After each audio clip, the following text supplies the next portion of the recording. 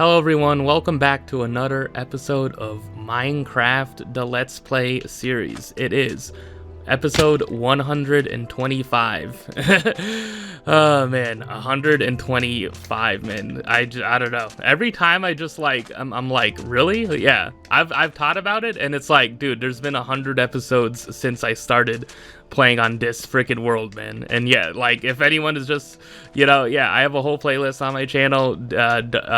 Do yourself a favor, do not watch the early ones. I think they start to become decent at like what, 50? Probably at like 34. Yeah, 34. Yeah, probably around that time. But yeah, I don't have an intro bit, man. I do not. I'm recording this right after game 1 of the Western Conference Finals, man. And what a freaking game. What a game between the San Antonio Spurs and the Oklahoma City Thunder, man. Oh my freaking Jesus. It lasted 2 overtimes.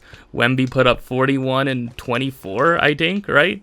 Oh my god, dude. Like, seriously, man. Yeah, I was tweeting throughout the game. Yeah, I was cooking.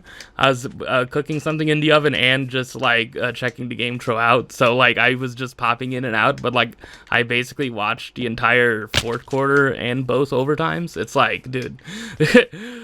I mean, ideally I would want there to be 7 games, but also I would prefer the Thunder win the series, right? It's not like I need the Thunder to win the series because this is after the second round, so the Lakers got swept by OKC. Love that result. And the Sixers got swept by the Knicks. Love that result. And yeah, I was like, oh man, the Sixers were up 3-1 again, or the Sixers were down 3-1 against the Celtics, and then Joel Embiid proceeded to have 3, of his best playoff games, and then freaking, they completed a 3-1 comeback. So, it's weird for the Celtics because it's like, I don't know, like, this was supposed to be a gap year, but at the same time, and also Jason Tatum didn't play in Game 7, so I guess there's that, but also, like, the Celtics should not have lost that series, They were up 3-1. When you're up 3-1, you should not lose a series. Just like, the Magic were up 3-1 on the Pistons. Yeah, like, I skipped the second round in between freaking episodes, man. I don't know. just played mixtape, which apparently people are talking about. Oh, man. What is up with this? Why can I only talk about stuff that other people are talking about? What is going on? I mean, I don't know, man. Yeah, I do have stuff on the docket for this episode that how many people are talking about? That, like, yeah, almost 0 people are talking about in this day in 2026, but I don't know. I'll see if I can get to those things. Yeah. So, yeah, I guess it's all messed up. Yeah, I'm saving the time that you would have used on an intro bit. One idea I had was making fun of the how there have been a couple people from like tech companies or something that they're speaking at college commencement ceremonies. I'll know what that's like soon. I promise. I'll know what that's like to be at one. They're speaking at college commencement ceremonies, and then they talk. I haven't like actually listened to any of the clips, but it's like a couple of these people like are talking about AI, and they're just like, oh my god, to prospective freaking people entering the job market, which is like so anxiety inducing, and it's like the current job market does not look that freaking good. It hasn't looked good for like a whole while, and then they're like, AI, man, the future of AI, something about that, like, yeah, it can replace humans. Something like that. I would assume they're saying something like that. I would assume they're saying something where it's like, look at the future possibilities of AI in their minds, where to them it's like, dude, you're preaching about something that's gonna take our jobs, man. Literally, it's like, we're not gonna have jobs because of this shit, man. It's like, yeah, look, man, I mean, some of them might have used it to freaking outline an essay for them, but look, man, it's like, yeah, obviously, obviously you would boo someone that is basically telling you in a veiled way, or even like a more direct way. It's like, hey, this technology, man, hey, you better get used to it, because, you know, it's probably gonna freaking be harder for you to get a job, you know, if you don't freaking get with it. It's like, yeah, of course people would boo that, you know. I don't know. But it's like, I haven't watched the clips in question because, you know, I just don't do that, man. Man, I don't know. That could have been a thing I talked about. I could have done something based around Drake dropping 3 albums. Look, man, Drake is always going to have his supporters, man. That's the thing. It's like, does he have less support than he did before 2024? I don't even know. I really don't think so. Los Pollos TV is still here. It's like, come on, man. It's like, I don't know. It's like, yeah. Man. Excuse me. Just like, yeah, like, it's just, he's still like, yeah, like, I don't know. Him dropping 3 albums, obviously there's been criticism of it. There's been, I don't know, he copied, like, he for one track he used like a West Coast type of beat production type of flow kind of thing. Man, I don't know. It's like, yeah, for like a section of fans, for a section of like hip-hop listeners / Kendrick fans / you know, just people in general, it's just like Drake is past the point of ever making like good music again, right? Like, I feel like for them it's just like Drake will never make like an 8 out of 10 album or higher again, you know? I feel like it's like, yeah, it's kind of similar to that of like Taylor Swift, right? Where it's like, I feel like for some people, maybe they don't want to say it, but it's like there are people like who aren't Taylor Swift stans who probably are just like, look, Taylor already released her best albums, you know? It's like, you know, Folklore, Evermore, that era, those probably were the last time she was gonna release like, you know, 7 to 8 out of 10 or above music, you know, as a whole, right? I would assume like some songs, you know, but like, I don't know. It's the thing with like artists like that, where it's like they're volume scores, you know. Like Taylor Swift has become a volume scorer, you know. She wasn't before Folklore, but she kind of has become that, of just like, look, I'm dropping an album, guys, it's gonna have 30 songs, and then it's gonna have like 10 bonus songs, and then it's gonna have like all these exclusive vinyls, you know. Also, yeah, Olivia Rodrigo has a new album, and like like for like one single there's like 50 different versions of it. It's like, okay. All right. I mean, I'm interested. I am interested in Olivia Rodrigo's music. I'm not obligated to be interested in it or like it, you know, but I generally enjoyed Guts, you know, the songs that were not ballads, you know, not the song where she's like, his face looked like puff pastry. It's like, how can someone's face look like puff pastry? Oh, man. Anything else from the conference finals, or yeah, the second round? The Pistons and the Cavs played each other. It went 7 games. The Pistons were up 2-0, and then the Cavs tied it. The Cavs went up 3-2. The Pistons won game 6, but last night the Pistons just completely blew game 7. I felt like the Pistons should have won that series. Yeah, Jalen Durant, you know, is he gonna get max money? Probably not. Yeah. The other 2 series were sweeps, and then San Antonio beat Minnesota in 6 games. Surprisingly, it lasted 6 games. And yeah, Wemby had an elbow to Naz Reid. That was like, yeah, there was no defending that. There was no defending that elbow. It was just like, yeah, it was just, yeah, the flagrant 2, he got ejected. Yeah. Oh man, but yeah, anyways, that's basically the second round. The only thing interesting from like the Lakers Thunder series is obviously like, what's LeBron gonna do next season? Is he gonna stay with the Lakers? Has his Lakers tenure been a success? Which is like, it's weird how that's even a discussion, you know? It's weird how that's like a thing that needs to be talked about. Like, well, how could you even like think that his tenure was not a success then when he won a championship, you know? Yeah, he brought the Lakers back into relevance, you know? Yeah, because, you know, but I don't know. I feel like it would have been interesting, like, if AD never freaking went there, you know? Like, if it was just only him and, like, those young guys, yeah, young Kuzma, Lonzo Ball, I wonder, like, how, yeah, you know, they were, like, a playoff threat. Yeah, they were, like, probably going to be a good team, but not, like, a absolute title contending team. Oh, man. Anything else from the second round or LeBron's, you know, career overall? Is he going to re-sign with the Lakers? Yeah, I mean, yeah, I would want him to go to Cleveland, you know, just because, like, yeah, I just want to see how the Lakers can build around Luka if it's just only him, you know. There's an interesting thing, like, what if like LeBron leaves in free agency? Would it be crazy for the Lakers to trade for AD while his value is, like, somewhat low, right? Would it be crazy to pair AD with Luka? I kind of want to see it, man. I kind of want to, like, look, man, DeAndre Ayton isn't the answer. It would be interesting, man. Let me say. Yeah, but like Rui Hachimura, right, is up for a contract, you know, is a free agent, I think, yeah. And Austin Reeves, you know, like, you're gonna have to pay him more money. It's like, it's interesting with the situation the Lakers are in. Yeah. I guess, like, you know, I could talk about, you know, Denver and, like, their situation not seeming great, you know. Yeah, it's like this season they've had kind of masked the fact that they actually are kind of farther away from contention, you know. Like, were they actually, like, the second best team behind the Thunder? Like, seeing how the Spurs are playing, probably not, you know.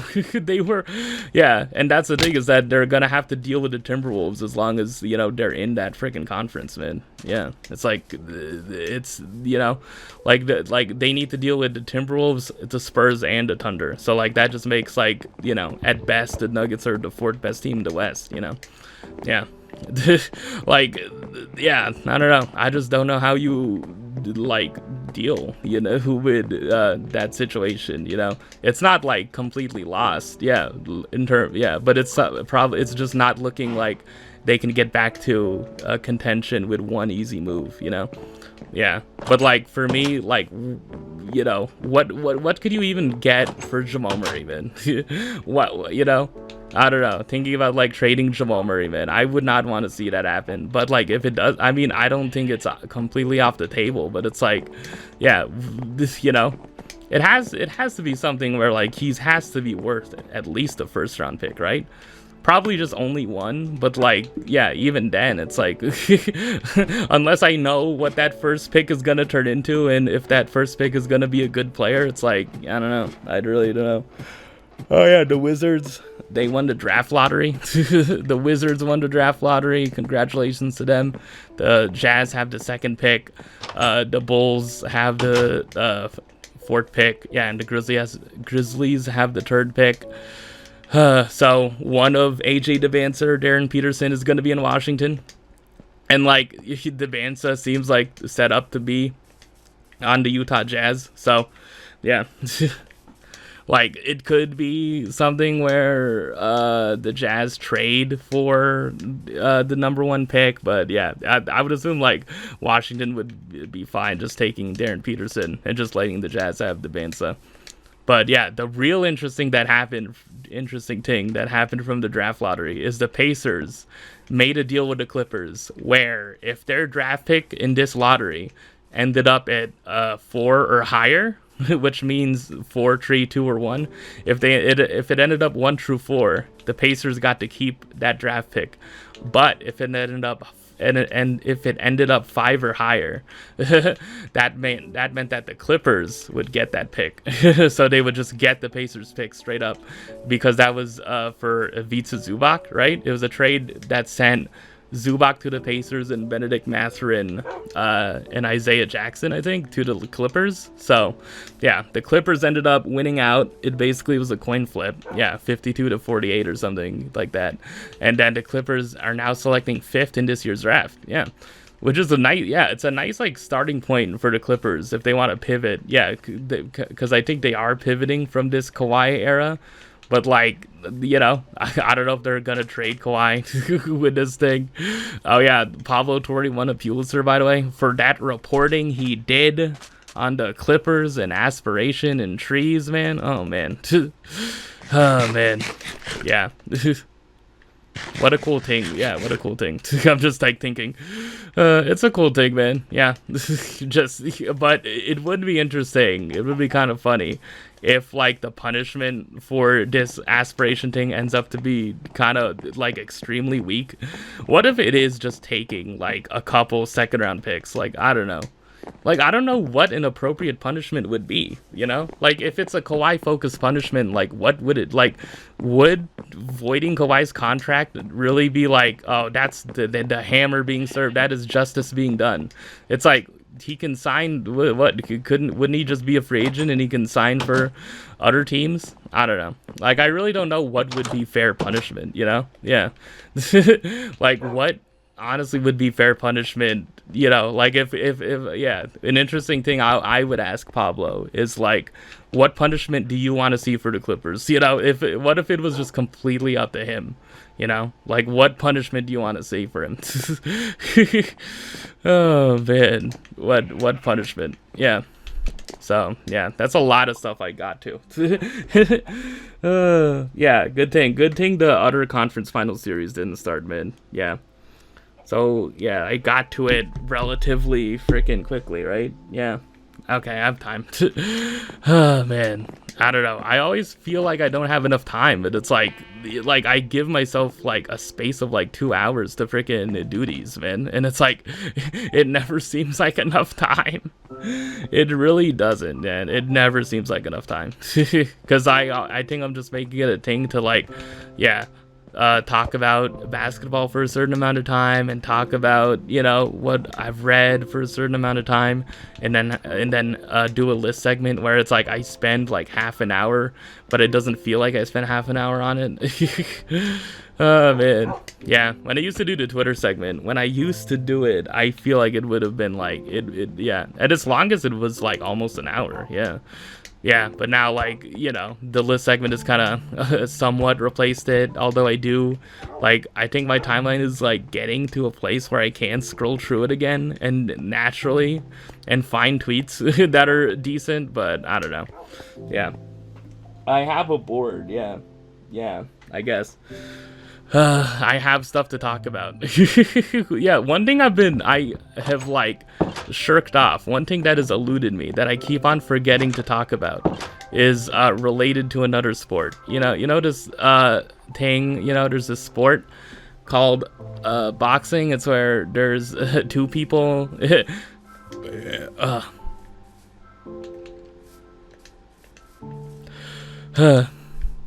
It's where two people have gloves that are made of leather, and then they punch at each other, and then they try to knock each other down or knock each other out.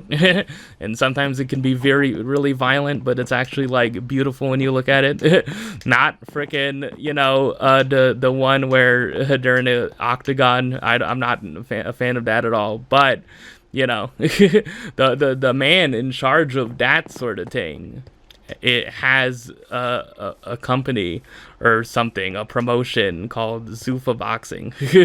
That man who wants to stage a UFC fight on the White House lawn, that guy, man. Yeah, I did not talk about this for like however many straight months, even though like I knew about it for that long. So Max Kellerman, a figure from my childhood and freaking really up to now, you know, yeah, someone who commentated for HBO back in the day. You know, I don't know, like HBO Boxing like was off the air like 2018, so it's like not that long ago, but still like fairly like a time ago. Yeah, so Max Kellerman is a commentator for the broadcasts of Zuffa Boxing, owned by this guy.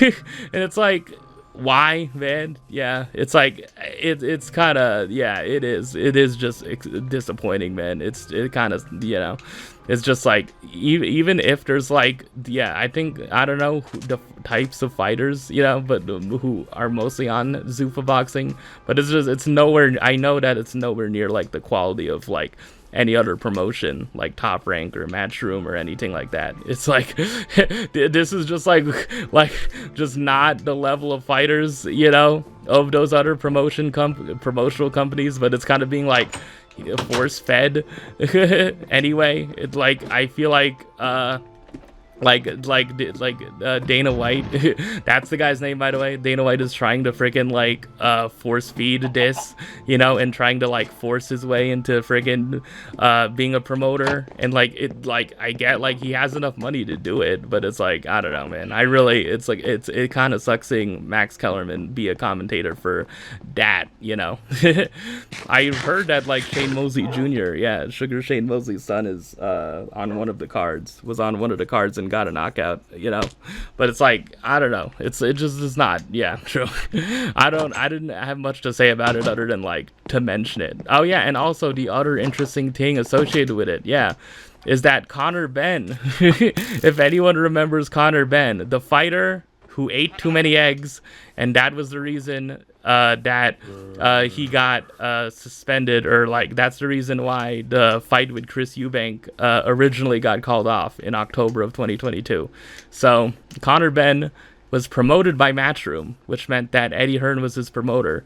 And it's like him and Eddie Hearn had a really tight relationship, right? Like Eddie Hearn like defended him through that entire freaking saga where he got his license suspended and like he had to go to like the British Boxing Board of Control, and it was like a whole like years long process of having to fight this like thing and like having to get his boxing license back or something like that. Yeah, something in the realm of that, of just like he got caught with a banned substance because, which he reasons is because of eating too many eggs, right? And it's like it just threw his career off, right, for like a whole like 2 to 3 years. Like, you know, the fight with Chris Eubank Jr. Happened in like April. The first one happened April 2025, right?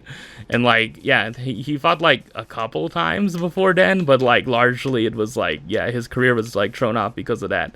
And like Eddie Hearn was just like being asked in every freaking IFL interview of just like, what do you think of this recent development for him? What do you think of this? What do you think of this? And it's like he had to just answer however many questions, man, for Conor Benn. He stuck with him, man, through all of this, right?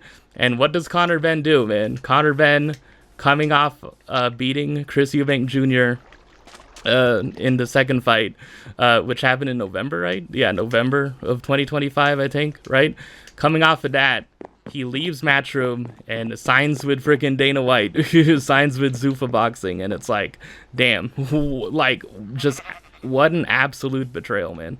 Like I don't know. I watched Eddie Hearn, like the IFL video of like Eddie Hearn first reacting to it, and it's like, yeah, you could tell like he was really upset, man. He was like, like, why wouldn't you be? Yeah, it's like, dude, he just like to have wasted however many hours of your life having to deal with that legal trouble and that freaking like suspension situation. Like, I don't know, like the whole like official consensus of like boxing fans on whether, you know, they think that Conor Benn actually cheated or not, you know.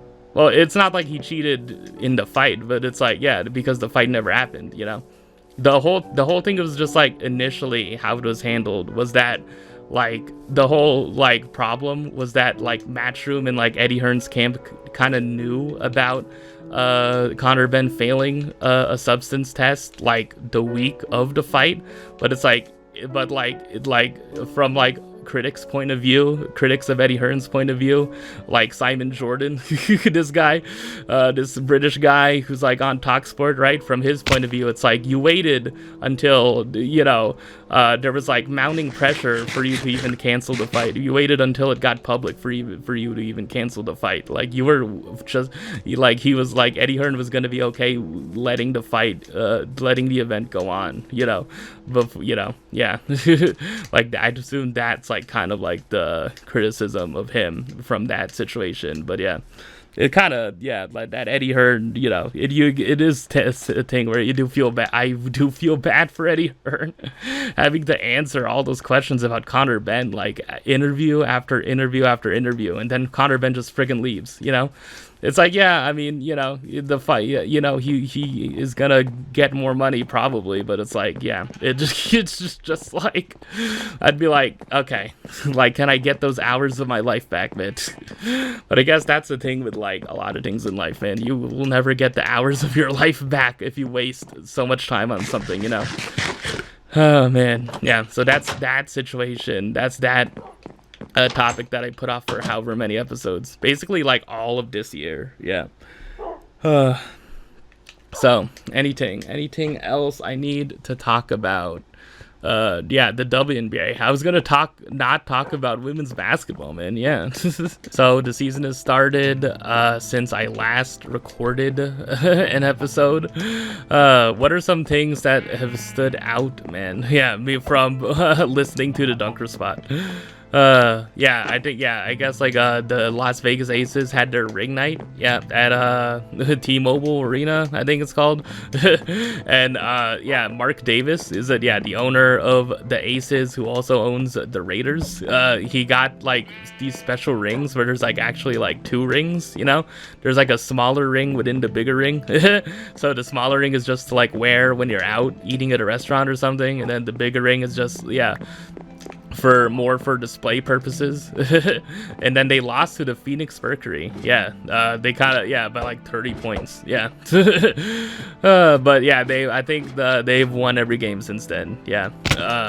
A'ja Wilson is like already a front runner for another MVP. So Caitlin Clark is back and healthy, and there's been criticism of her, like her efficiency, her turnovers, like, and like just like she had like a game tying shot against the Mystics, but like the Fever lost that game in overtime.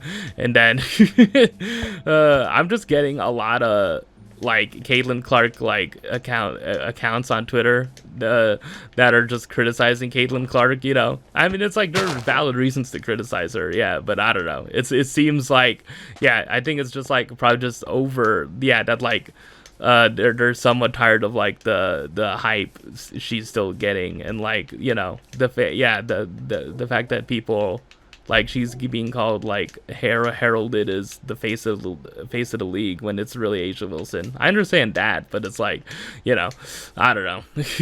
Like whenever I just read those posts, I'm just like, okay, all right, you know. Look, man, I haven't found a reason to dislike Caitlin Clark, man. I don't know. I have not found a reason to dislike her, man. You know, like if you were to ask me, like, do I like watching Paige or Caitlin more, right? It's like I would say Paige, but I don't know. It's like it doesn't mean I dislike Caitlin Clark at all or her game at all, man. I don't know. Yeah. But yeah, I think it's like because you've seen last season how like with Caitlin Clark not in the lineup, that like Kelsey Mitchell just became like one of the Fever's like best players, right? And like with her leading the team, and with her and Aaliyah Boston, like they you know, won a playoff series and like almost beat the Aces in a game 5, you know. Yeah, and like in that game 5, Kelsey Mitchell went down with a leg injury. Yeah. So that is a thing. AZ Fudd scored 3 points in like the Dallas Wings' first game against the Fever. Yeah, Paige and Caitlin were trading buckets, you know. Yeah, and then what's I about to say? yeah, there's been, you know, I would assume there's like been some sort of discussion on social media, because, you know, as of like right now, like it looks like Olivia Miles has looked like she has been like far and away the best rookie in this draft class, right? Like Olivia Miles, what she's doing for the Lynx, you know. Man, who like had a lot of players leave. Yeah, the stud buds got separated. Elena Smith left the team to go to the Dallas Wings, right? Yeah. And I think like Nafisa Collier, they don't have Nafisa as of now. I might be wrong on that. Yeah, but like, yeah, Olivia Miles is like running away with Rookie of the Year, even though it's like only 3, 4, 5 games in. Yeah. Oh man, but you know, that's the whole thing of just like the Dallas Wings didn't need to AZ to be like the quote savior of the franchise, you know. I mean, I don't know if that's entirely on Paige's shoulders, but yeah, I guess it's the thing that like it plays into like the AZ needing to answer questions about her relationship with Paige, maybe for some people, because it's like, look, like you need to answer if someone wants to ask you about your relationship with Paige. It's valid criticism because you weren't a consensus number 1 overall pick. You know, we're gonna have questions. You know, it's like, okay, all right. It's like, I don't know. It's like an interpretation of it. You know, maybe some people actually do have like an opinion that kind of lines in that territory, but yeah.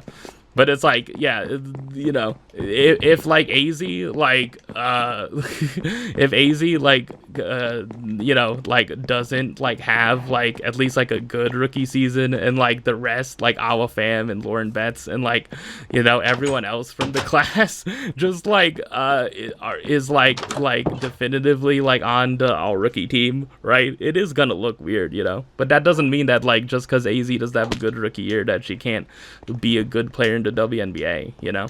I don't know. I guess it's the thing of like, is she deserving of being a number 1 overall pick, right? And like, if you look at like the players from UConn who have been drafted number 1 overall, right? It literally like Sue Bird, Tina Charles, you know, Maya Moore, Brianna Stewart. It's like, it's kind of like a lot of like, I don't know if she probably doesn't feel that pressure at all, but it's like looking at that lineup of players, right? It's like, oh yeah, dude, maybe she just only has to be as good as Paige, man, maybe. But even that's kind of like asking a lot, you know? Oh man, I don't know. But like with AJ, yeah, I don't think AZ Fudd would be in danger of getting waived unless like she really is like not performing that well, right? And even that, like, yeah, she could just like go overseas and then like come back, you know? We've seen a lot of players do that.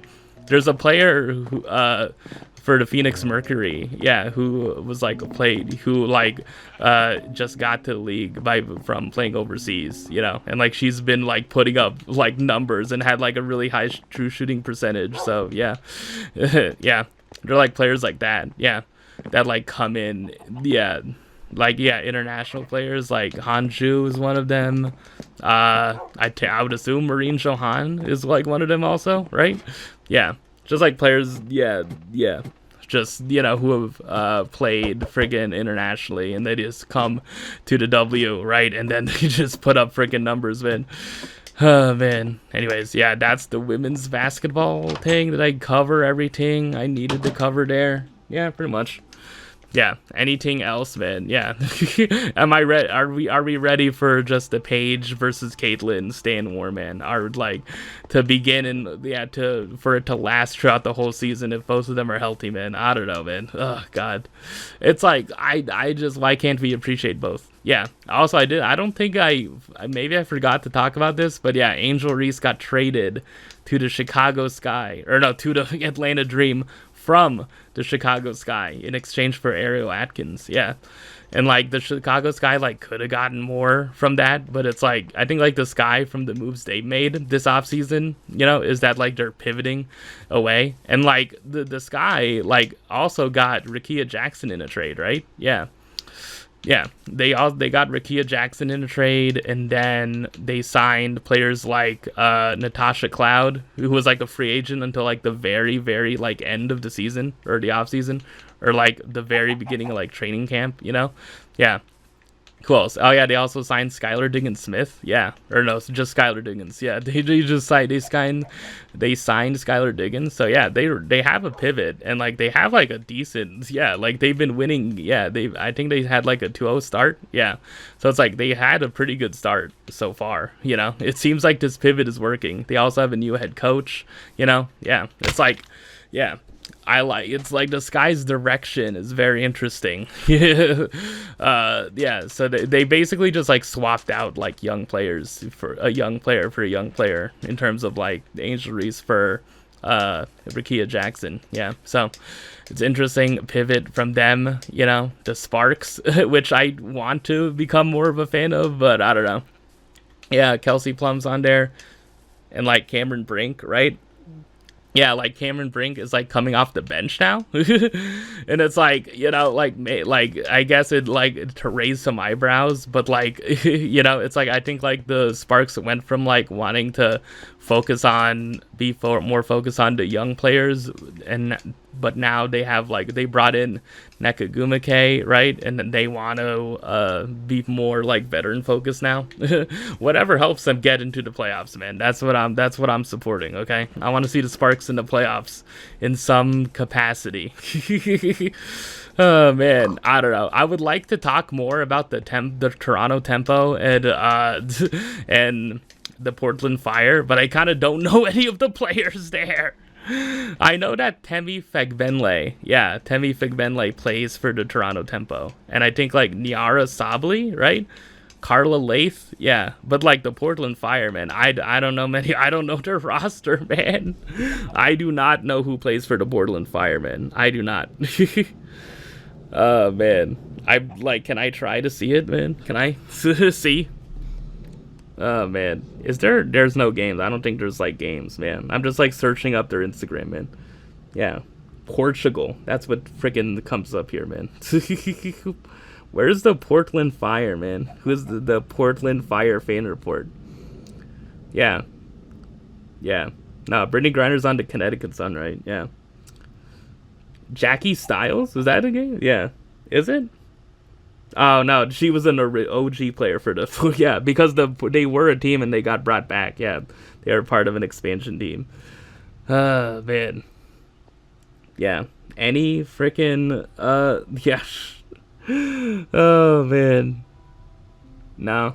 Oh, here there's team. Emily Angsler, Sug Suden, Bridget Carlton. Okay, I know Bridget Carlton. Yeah.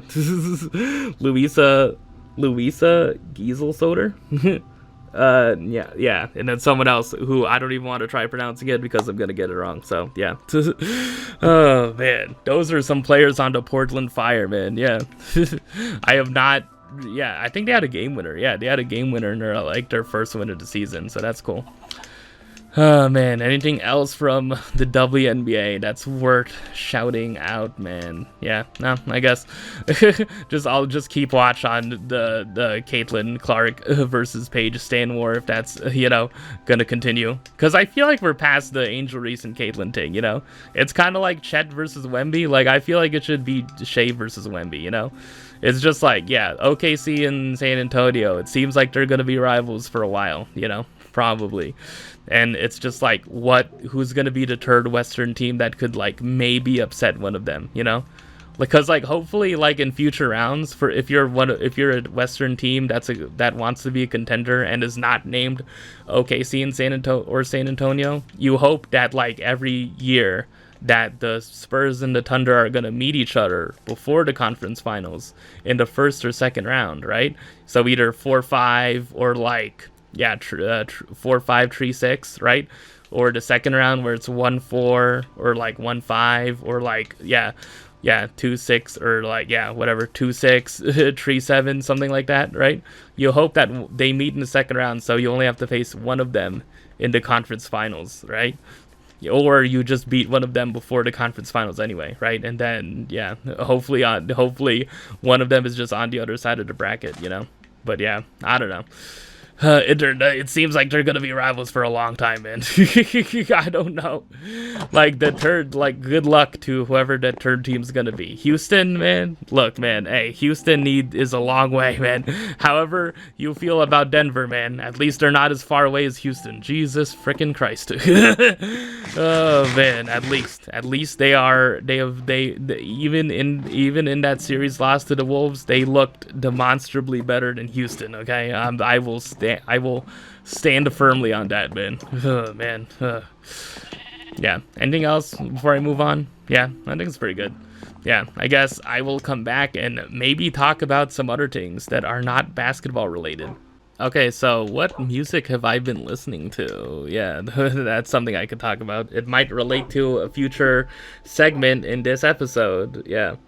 Yeah, I'm just looking at my playlist here, but like it's not always, I keep a running playlist of like the albums I listen to. So I pick one song per album per artist, yeah, per year. So like in a playlist in a given year, I can only have, yeah, I think I talked about it previously. The rule is that I can only have one song for one artist. Even if I discover that artist and listen to multiple albums, I just pick, I guess, the best song from there, Yeah, I think like with 2024, I started listening to Santa Gold, right?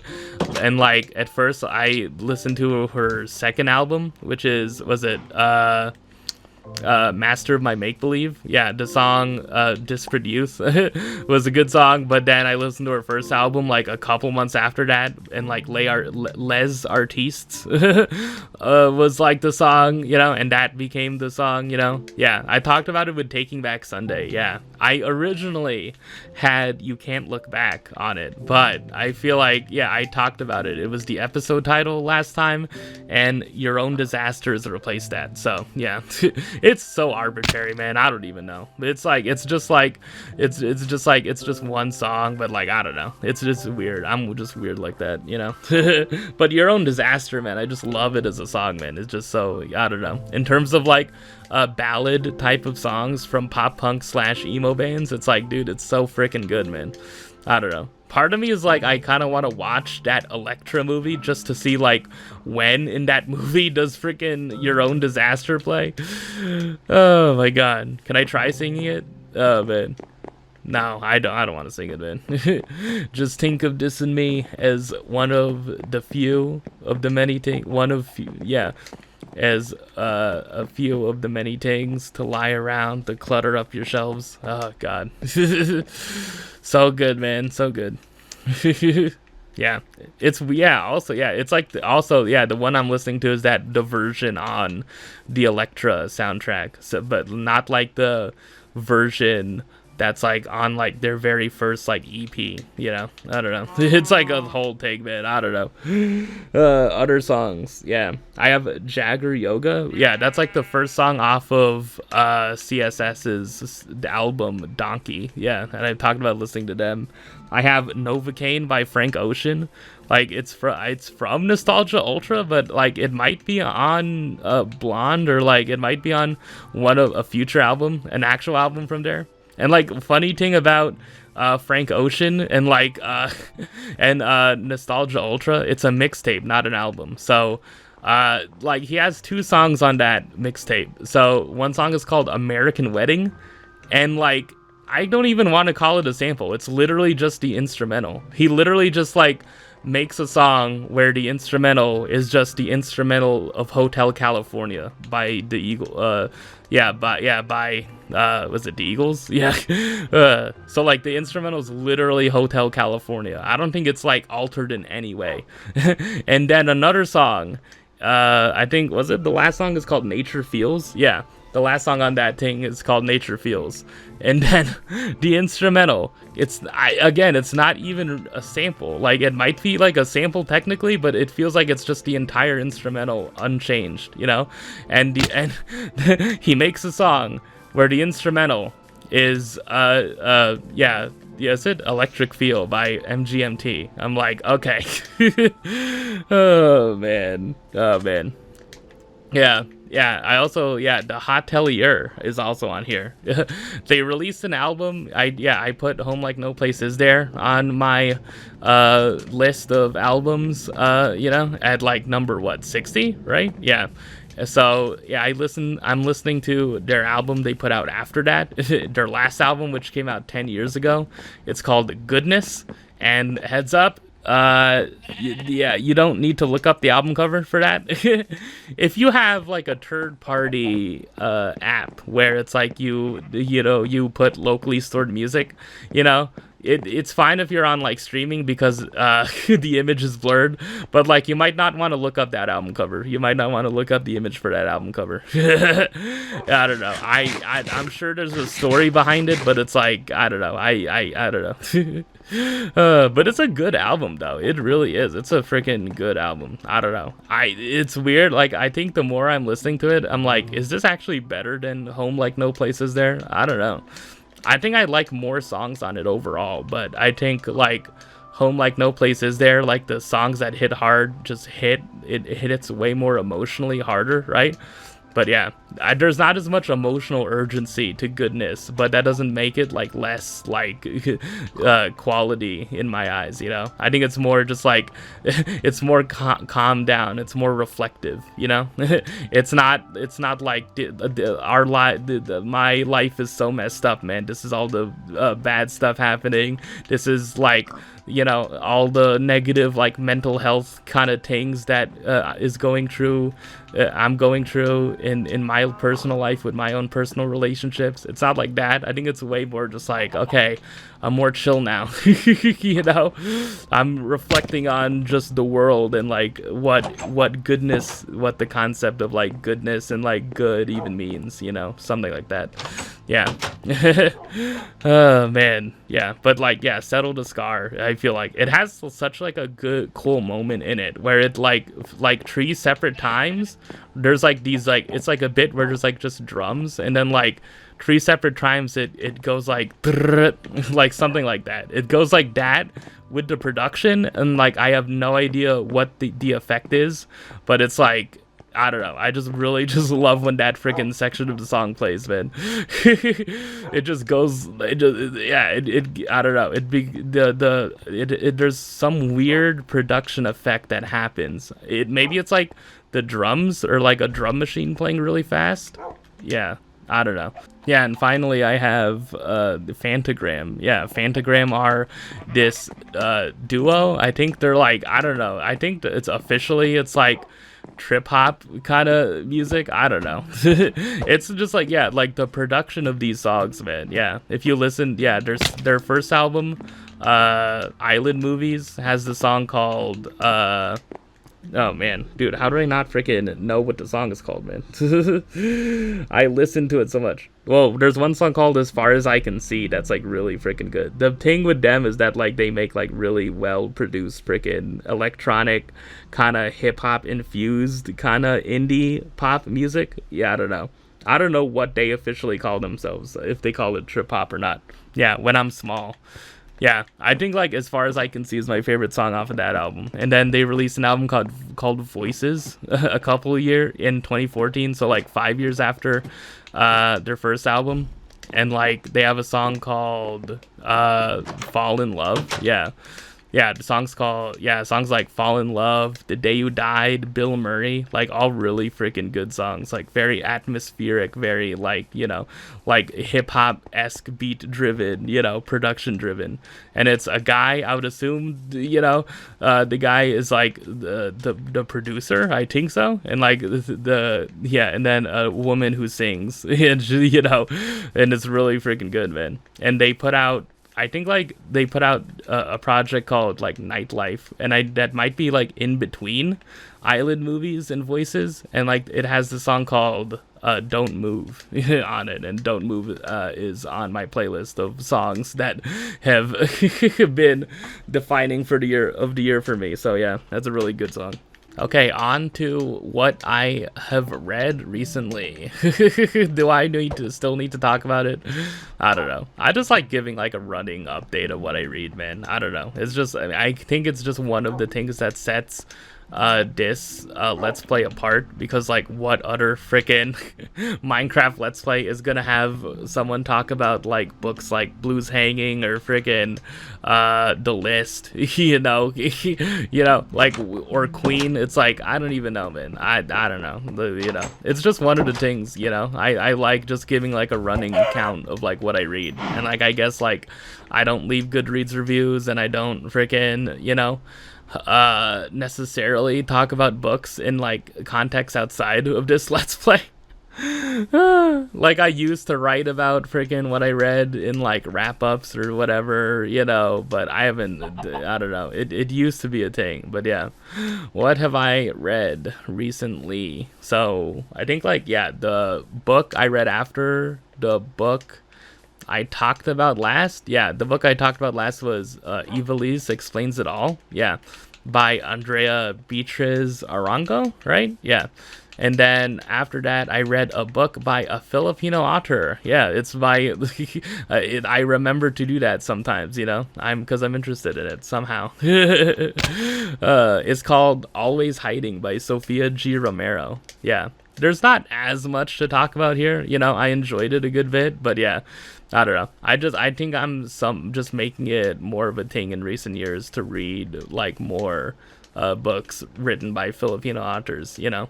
So yeah, this is about yeah, I think it's basically just about a girl and her relationship with her family, I guess. To put it simply, you know. And like the title, you know, Always Hiding, is like somewhat like a reference to like the immigrant experience of like Filipinos in America, because it starts out like with this girl called Viola, right?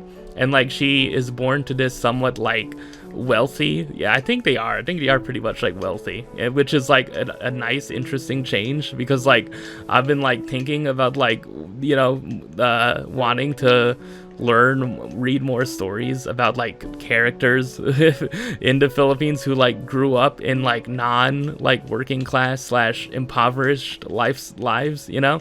I'm just like, what about the rich people, man? What about rich people? You know, they're not quite like ultra mega rich, but it's like they're pretty well off, you know. It's like this girl Viola, it recounts like her growing up, and like her father owns a bookstore, which is like becomes like a really successful business, which means that and her mother is just this housewife who gets to enjoy like being like the wife of someone who makes a lot of money. Yeah, so like they have like some pretty much like a pretty affluent lifestyle. They own a home in Manila with like a garden, right? And they have like maids, you know. And yeah, but like when the main character becomes a teenager, and like this is like she's born in like 1969, so like she's like a teenager during like the 70s, yeah, I think. Yeah, no, during the 80s. Yeah. So like she basically like comes of age during like the waning days of the Marcos administration. So like the mid to late 80s, and like that's somewhat a thing in the story, and it somewhat serves as like a plot point. Yeah, so she grows up into this family, and like it's like she at first like she wants to have a sibling. She wants to have a sibling, and then their parents wouldn't get, I don't know, just like her father just did not, her parents just did not give her one. So she remains an only child, but she like her image of her father as this like perfect man gets, you know, screwed up with, because she learns of her father having a bunch of affairs outside of his marriage with a bunch of different mistresses, as freaking rich freaking men do. some rich men, man. Some of them, I don't know. I wouldn't really know, man. I don't have first-hand experience. Oh man. Yeah, but yeah, so like somewhat in response to this, like her mom decides to move. So she decides to move and take like, and to move, but just not, and start all over in New York City, right? Yeah, so she moves to New York City, where she only knows like a few people, and she tries to, and then she moves to New York, you know, not a permanent resident, so she is always in fear of getting deported and like getting found out by immigration services, right? And then eventually Viola stays behind for a bit in the book, and then eventually she comes to visit her mother, because during the events of the book, the Marcos administration gets toppled, right? And then like the President Marcos flees. The president who basically became a dictator flees, and he put the country under martial law, if you know Philippine history a little bit. He put the country under martial law, and then he fled, and then and then he ends up and then because of that situation, like her father's bookstore becomes investigated, so like and the government decides to like take over his bookstore company or chain or business, right? So like so like the plan is that her father makes her father tells her to go stay with her mom, until the heat dies down, right? And she visits her mom, and just like it's really about the stark difference between like their lives in Manila in the Philippines and their lives in America, and like how like in the Philippines she was this like affluent, she was like a housewife living a lavish lifestyle, but in America she is working this job, and like she's like totally different from the mom she knew growing up, and like it's like the dissonance between that, just like how like as an immigrant, no matter your previous life, it feels like you're like always hiding, something like that, and I enjoyed it. Yeah, it basically was just that. Yeah, at the very end I think it like flashes forward, but yeah, it's like just like the contrast between like, wow, this is what you were like in the Philippines and this is what you've been reduced to, because she like works for like this rich woman in this like nice apartment building, right? And like this rich woman that her mom works for does not treat her right, and like she just sees her be so like passive, right? She just like takes her insults, because she just needs the job, she needs to like work in order to live, yeah. And they just live in this, Viola sees that her mom is just living in this small apartment, yeah, it's just like the culture shock of like, this is what our life used to be, and this is what like her and her mom have to do now, if they want to survive in this country, yeah, which is basically like the whole contrast of it. Yeah, that's basically the story, man. It was really good. Yeah. It continued my streak of 5-star books. And let me check on Goodreads, man. Let me check on Goodreads, because I did add this to Goodreads. It's a funny thing when I added on Goodreads. Let me see. There's just about like my reading habits. Oh my god. There are 16 total ratings for this book. It is on Goodreads. There's 16 total ratings. I'm one of 16 out of the millions upon millions of users who use Goodreads. So there's 16 total ratings and there's 0 reviews. I could be the first one to give a review, but I don't know. That's like if you like want to talk about like the types of books I read, man, it's like non-Goodreads freaking types of books, man.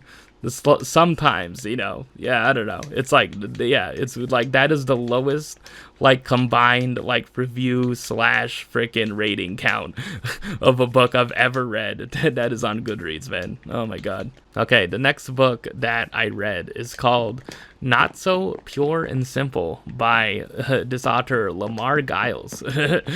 Oh man, yeah. I guess like the simple review of this book is that like and my thoughts on it is that it's the most feminist book I've read that's written by a man. I think. Yeah, it's written by a black male author. Yeah, and I think like it's like the author doesn't usually write contemporary, so like that's just like that. This book is basically, this was Lamar Giles' like first like young adult contemporary book. He also wrote like a middle grade book called The Last Day of Summer. I think it's like middle grade or like for younger readers. Yeah. I think that was like before, but yeah. His name also appeared, I think he was the editor on this collection, this young adult collection called Fresh Ink, which was like the general theme of it was just like diverse kind of stories and just like, yeah, like representation, I don't know if those are like appropriate words to say in this day and age. I don't know if like, I'm sorry for saying that word, man, and upsetting some people, but yeah.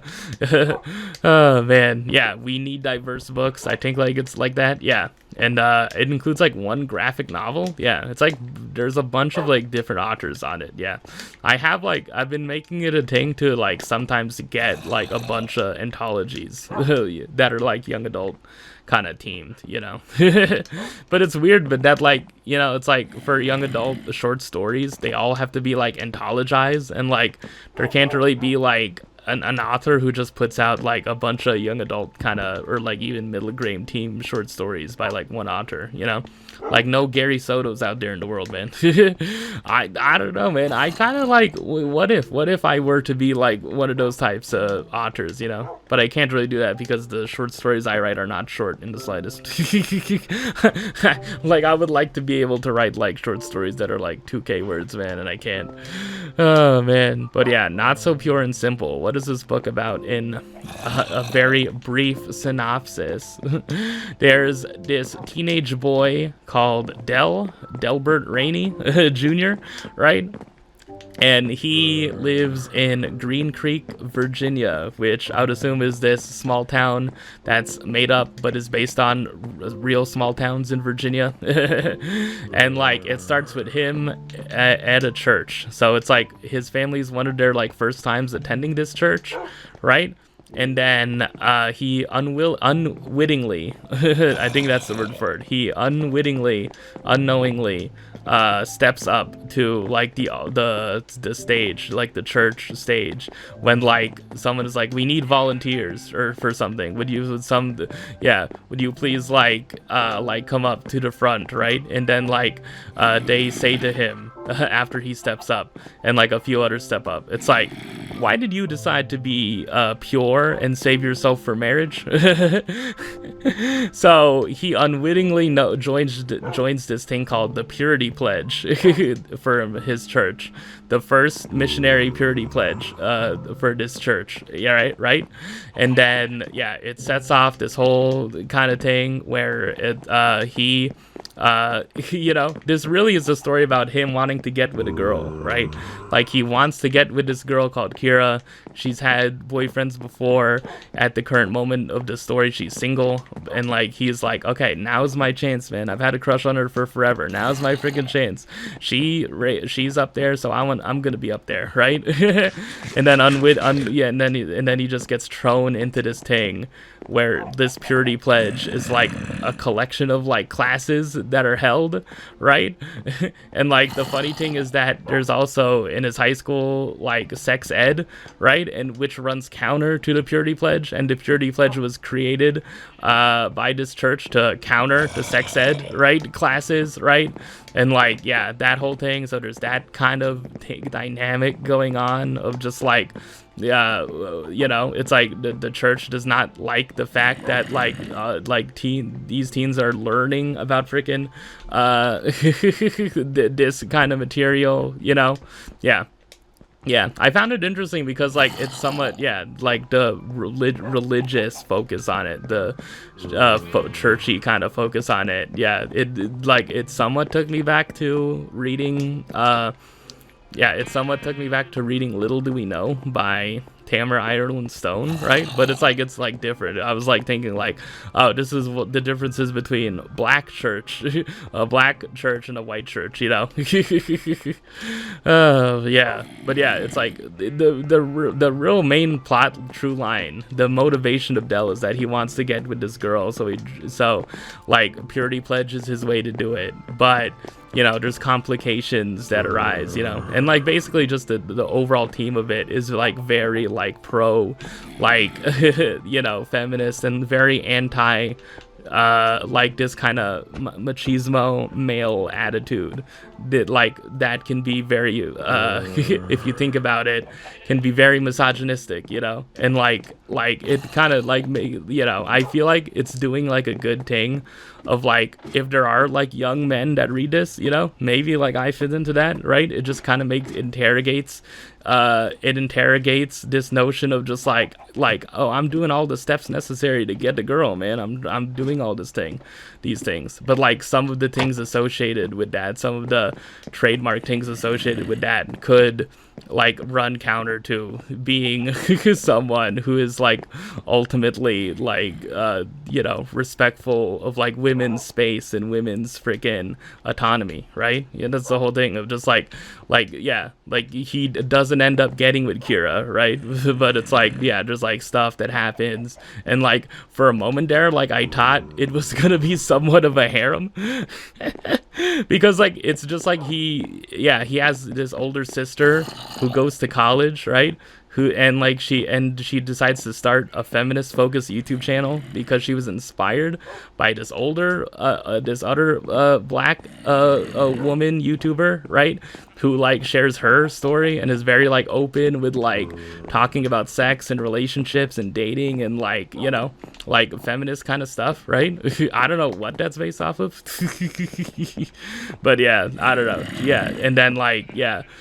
That's a whole thing. And then like inside this church group, there's this girl Maya who introduces them to comic books, and then there's outside of that church group, there's this thing called the Baby Getters Club, where it's this collection of like girls at his high school who got pregnant and like ended up having babies like during like one like winter break, and they're called the Baby Getters, which is very like not the most respectful, to say the least. Man, yeah. And like one of them one of them, he like gets to know more, right? And they end up going to prom together, right? Sheehan, like under the guise of like he's like tutoring her, but like she's like during their first session, she's like, no, I don't really need to be tutored, I just need someone to keep me company. Oh man, yeah, I don't know, it's just this interesting thing where it's like, I like the end of it where like her older sister shares a story like on her YouTube channel about it, like a negative experience, and like it kind of like ties into him and like his thought process and like the whole overall like story of like him trying to get with Kira and like the whole, I don't know, it's interesting in this day and age. I kept on thinking of just things that are on the internet, and like how I'm kind of fortunate that so far I don't think I've adopted the worst parts of men on the internet. Okay, I'm trying. Okay, I know I'm trying, man, but yeah, it's like, it's weird. Yeah, that's the thing. It's like, I don't know, like there needs to be, like it would be nice if like more young men or like 16, 17, 18-year-old boys read this book, right? But like, I don't know, hopefully there are. But yeah, like I'm a 25-year-old man reading this book, and I recognize like, yeah, this is a really good freaking like message of just like sometimes you think that this is just what being a guy is like, there, but it doesn't have to be like that, like it doesn't have to be like that. But then again, there's like other freaking things of just like Gen Z, it doesn't socialize anymore, man. I don't know what it's gonna mean for Gen Alpha, man, but yeah, it's like Gen Z doesn't socialize anymore, they drink less, it's like, was it like the leisure activities for Gen Z are freaking like athletic focus, man? It's all about going to the gym. And I think that is somewhat true, man. I don't know, man. It's as someone who's just like, I like, goddamn, other than like playing pickup basketball, it's like, dude, like dude, I don't know, man.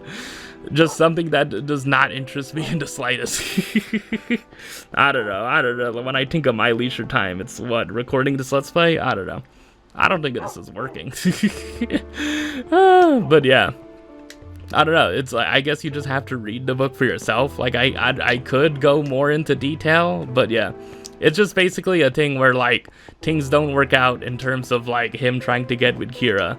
Like he learns information about her, and then which leads him to have like somewhat negative thoughts about her, and then like that, in response to that, like his older sister, shares like a personal story, a negative like dating story that happened with her, where like a guy like confronted her at a mixer, where it's like she gave a guy her number, but like it's like a guy freaking like you know, for somewhat freaking, like, yeah, a guy basically just like sexually harassed her, right, at a mixer, right, when and like she was not necessarily, obviously not prepared for that, you know. And it's like, it's all based on like this like thought process, you know, like it makes the argument that like, look, like I'm not saying that you're the same as that guy, Dell, the main character of the book, but I'm saying that like I don't know, like like, are you really freaking, you know, are you really on the right path if you like think that just because you can't get with her that your first thought is to immediately think of her as like slutty, right? It's just like, yeah, that's the thing, are you really on the right path as a young man? Is that really the right mindset to have? Or is it just like, you know, it's like, you know, it doesn't matter like what a woman's or a person's like past is, with like, even if they're not quote pure, you know, because the book is called Not So Pure and Simple. Like, it doesn't matter what a person's past is if they're not pure, or if they are pure or not, you know. Like, it shouldn't lead you to unfairly judging them, you know. You know, that's the same thing with like, you know, yeah, with like, you know, teenage pregnancy, right? It shouldn't be a thing where you like where you like immediately negatively freaking judge someone for freaking deciding to, you know, get pregnant at a young age, even if it's like, oh, like, you should have known better, you know. It's like, it's not, you know, I don't know, yeah, it's like that, you know. It's like, are you you know, I'm not explaining it perfectly well, but yeah, that's kind of like the gist of it, you know. Yeah.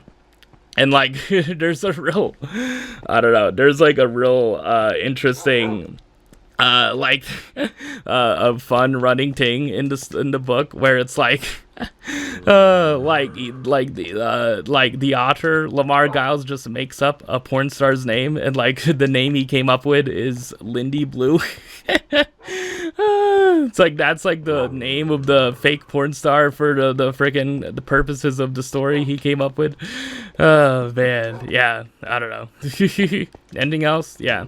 It's like, yeah, true. And it's like, yeah, there is like a pressure. There is somewhat pressure as a young man, you know. Like, I didn't really feel it, but like, you know, just like thinking like, damn, is everyone freaking like more experienced with girls than, you know, like, and that like, does that create pressure in like, yeah, people, you know, of like boys in high school, where it's like, damn, dude, everyone's freaking talking about this, you know. And it's like do I feel lesser than not doing that? I don't know. I'm not saying like I as in like me. I'm saying I as in like, you know, the royal I, the proverbial, the figurative I. I don't know. If I were to like actually speak to my experience, like, I don't think I really think about freaking like experience in terms of dating that much, you know. Like, it comes to mind for me, but it's like it's never like front of mind, man. I don't know. I would prefer, like, me personally, this is me being completely honest, I kind of would prefer to be with someone who's had more experience with dating than me, man. I don't know. I can't count my experience in Emily is a Way Tree. I definitely can't do that, right? If anyone has seen those videos, man, I don't know. I don't know if I don't know if that was my best performance, but you know, yeah, I don't know. Oh man, but it's like, yeah, it would be a nice book for like young boys to read, but it's like, what do they read, man? What do they read, you know? Maybe some of them read comics, maybe some of them read manga, but you know, I don't know. This would be a nice book to read if you're like a teenage boy in high school, man. I don't know. But like, I guess it makes me glad that, like, you know, there is like a more extreme end of this, you know, with certain podcasts and certain figures on the internet. It's like, I'm so glad that freaking I avoided all that, man. It's like, dude, I just want to watch the NBA, man. I just want to watch basketball. That's it. That's my freaking masculinity expressed, right? Like, is watching the WNBA just as masculine as watching the NBA? I don't know. Yeah, like, I don't know. It's the whole thing of like comfortable. What are comfortable expressions of masculinity? And like, it's just so many people like, yeah, the whole discourse on like masculinity is being interrogated. It's being treated like it's the most negative freaking thing ever, man. It's like, look, man. it's just like men have it so hard, man. Oh god, it's like, I don't know. Obviously, like, I find like anyone trying to argue that like it's so hard for men, you know, it's like, yeah, it's like it's hard for everyone though. That's the thing. It's like, why can't it just be hard for everyone? It's like, yes, like for men, mental health is like a thing, you know, like expressing like emotions as like a man is not freaking seen in the same way as expressing emotions as a woman. But you know, I don't know, this is just getting way too deep, man. I don't know, I should be getting to the list segment. Oh man, but yeah, that's the thing, it's a book. Yeah, I was thinking all of these things while reading the book and reading that like scene where like Del gets confronted, you know. He also works at this like fish fast food place that is like Long John Silver's but isn't, you know, if in order to lighten the mood. Anything else about the book? Yeah, I don't know, it's just like, look, yeah, the bottom line, I successfully avoided the manosphere. I know I shouldn't get any credit for that. I know that's something that like as someone who's male that like you should do, but it's like, I mean, I don't know, there's some people who just like fell into that. It's like, I don't know. But look, man, look, dude, like, I guess I'll try to extend empathy towards people who do, and like towards the people who got out of it. But it's like, yeah, like, I don't know. I'm just saying, man. It's just like, look, I watch basketball, man. I don't know. Like, yeah, you know what like was like good for me, like watching, you know, having like my favorite things in life be the anime Nana and be like the cartoon Daria, right, and have it be like, you know, books with like female protagonists, right? It's like it helps a little bit. I'm not saying it completely absolves you from freaking the worst of patriarchy, but you know, man, it's the whole thing. It's like you know, that's the whole thing. Like, yeah, the whole, like, I agree with the statement that like patriarchy like obviously like hurts men just as much as women, right? You know, yeah, it hurts women. Yeah, it's the whole thing that like any kind of structure that like enforces like hierarchy and like in any way is like, yeah, we should as a society work to flatten hierarchies in general. We should as a society work to think outside of, you know, simple binaries. We should as a society work to think outside of like, you know, like things that just do nothing but like oppress, you know, and like, yeah, like make life harder for people to openly be themselves and express themselves, you know, and live life like, you know, comfortably, right? It should, that's what we as a society should work towards, you know. I don't know.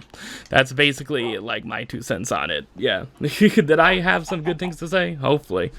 Yeah. So that was that book. Yeah. Okay. I think next time, yeah, I'll talk about a little bit more things, and then maybe I'll do a list segment. Okay, so that was that part of the video.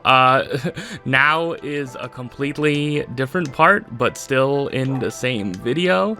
I absolutely did not record this part days after freaking the last one. Yeah, absolutely did not.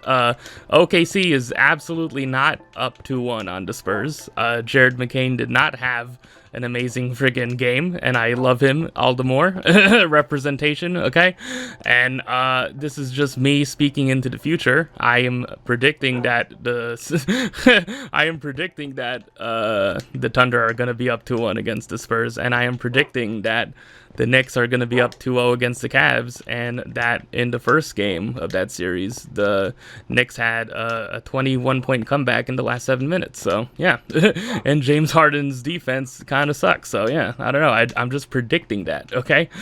Oh, man. There are reasons, man. There are reasons, I guess. I don't know. I think it's just, yeah, I wanted to leave this episode with me talking about more things and include a list segment, and like it's weird how I timed this out, you know. I need to find more time to record these in a reasonable manner, but yeah, anyways.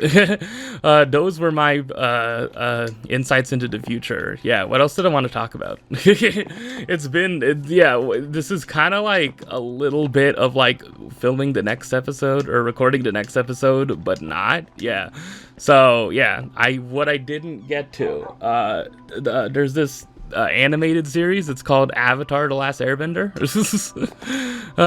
It's a weird thing, like my relationship with the show, man. Yeah, have I like mentioned that? Yeah, I think I might have said this before in previous episodes, but it's weird how like Avatar and like Legend of Korra are like one of like the two, like one of the only like things, pieces of media, if you will, that like I hold like in such high regard still from when I was like before like 15, you know.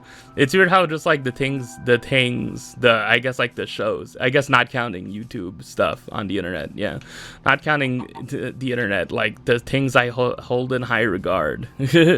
Like I have very, very few things, or it's like I'm still so closely connected to this from childhood, but it's like I don't know. It's weird how like the live action show for Avatar came out, and the season 2 of that is coming out, and there's a whole thing of it of people online like talking about it, and like why does it exist? But like there are people who enjoy it. I don't know. It really is the thing that I'm just not in touch with any of that. But I guess like a thing that happened that might be interesting to talk about is that the Nickelodeon themselves, they've said like as of like a year or two ago that they're making animated movies.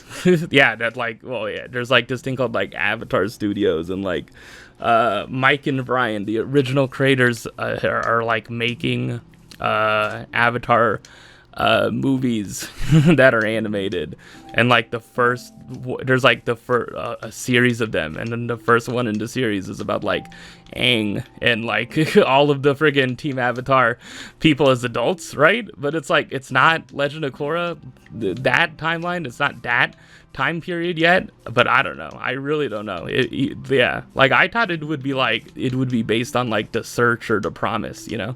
Well, yeah, The Search deals with Zuko's mom. Yeah.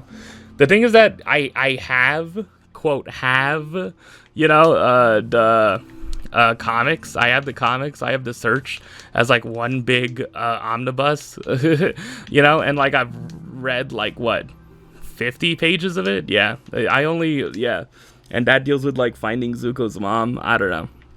It's a whole thing. I'm just like rambling about my connection with Avatar. It's just that like it's like something that it is my favorite freaking animated series of all time, probably. Like it probably is like one of my favorite freaking things ever. But it's like, I don't know. It's weird how like there are people online who are like much bigger fans than me, you know. There are people, you know, I mean, which is obviously not surprising, but it's like, you know, it's just that like it's weird how, you know, as I've grown, I'm like, yeah, no, actually, I'm not right. Like, I'm a fan of it, but I'm not.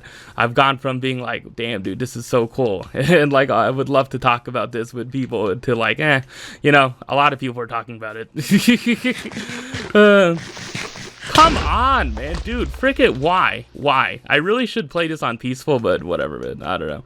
I did a lot of frickin' hunting, like, off camera to just frickin' get more food. Yeah, man, it's just part of the appeal that a creeper can just blow things up when I'm talking about stuff like this, but yeah. I don't know. Anything else I have to say about Avatar? Oh yeah, the main thing that people were talking about is that the film leaked online, but I'm secretly kind of like, how do I watch that? Like, where are people watching that? Like, yeah, where? But like at the same time, it's like if it came out officially, like would I be rushing to see it? It's like probably not. The same way like the live action Avatar series, you know. There's also another, yeah, like one of my favorite video games of all time, video game series of all time, Fallout. Even though I haven't played the first 2 games in earnest, I have them on Steam, but I haven't played them really. It's like, I don't know, it's like the live action series of that came out, and it's like, yeah, I have not like watched it at all. I do not have the interest to watch it, man. I'm just, yeah, I don't know. Maybe I just find it more valuable of my time to watch through frickin' Naruto for the first time. Rudder series, yeah, I don't know. Anything else I want to talk about with that? I don't know. I just put that on my board outline that I didn't get to, that the Avatar movie leaked. It's like, and people are just discussing it, and it's like, okay, so like, there's people who've watched a full freaking movie just leaked. Like, I don't know. It's a thing, man. I don't know. I really do not know. I guess I could check the subreddit, but yeah. The subreddit probably is like, yeah, dude, don't post freaking scenes or anything related to it. Like, I don't know when it would have officially released. I don't know. Maybe it was gonna be like later this year, like next year. I don't know. I kind of would think that it's like, dude, I am a quarter century old man. I know. I know that's like freaking a funny way of saying 25, but it's like, dude, it's like I'm look, man, I don't know. I'm okay with being like Caramelo's #1 super fan, okay? I legitly am a super fan of Caramelo and the house on Mango Street, man. It's like, yeah, hey. Oh man, dude, the second I freaking see a YouTube video where it's someone like posting like a 2-hour video talking about freaking Caramelo, oh my god, dude, I do not know how I'm gonna handle that, okay? I do not know how I'm gonna handle that, but that's a scenario that's probably not gonna happen. Like the Cavs winning the series against the Knicks, it's like, yeah, that's probably not gonna happen. So, you know, I'm just like, what if though? What if on the 0 point whatever percent chance? It's like someone just posts like a 2.5 like 3-hour video like talking about like everything about Caramelo. It's the thing that like I should do that, you know, I should freaking do that, but I already like talked about it in a previous episode. So yeah. Oh man.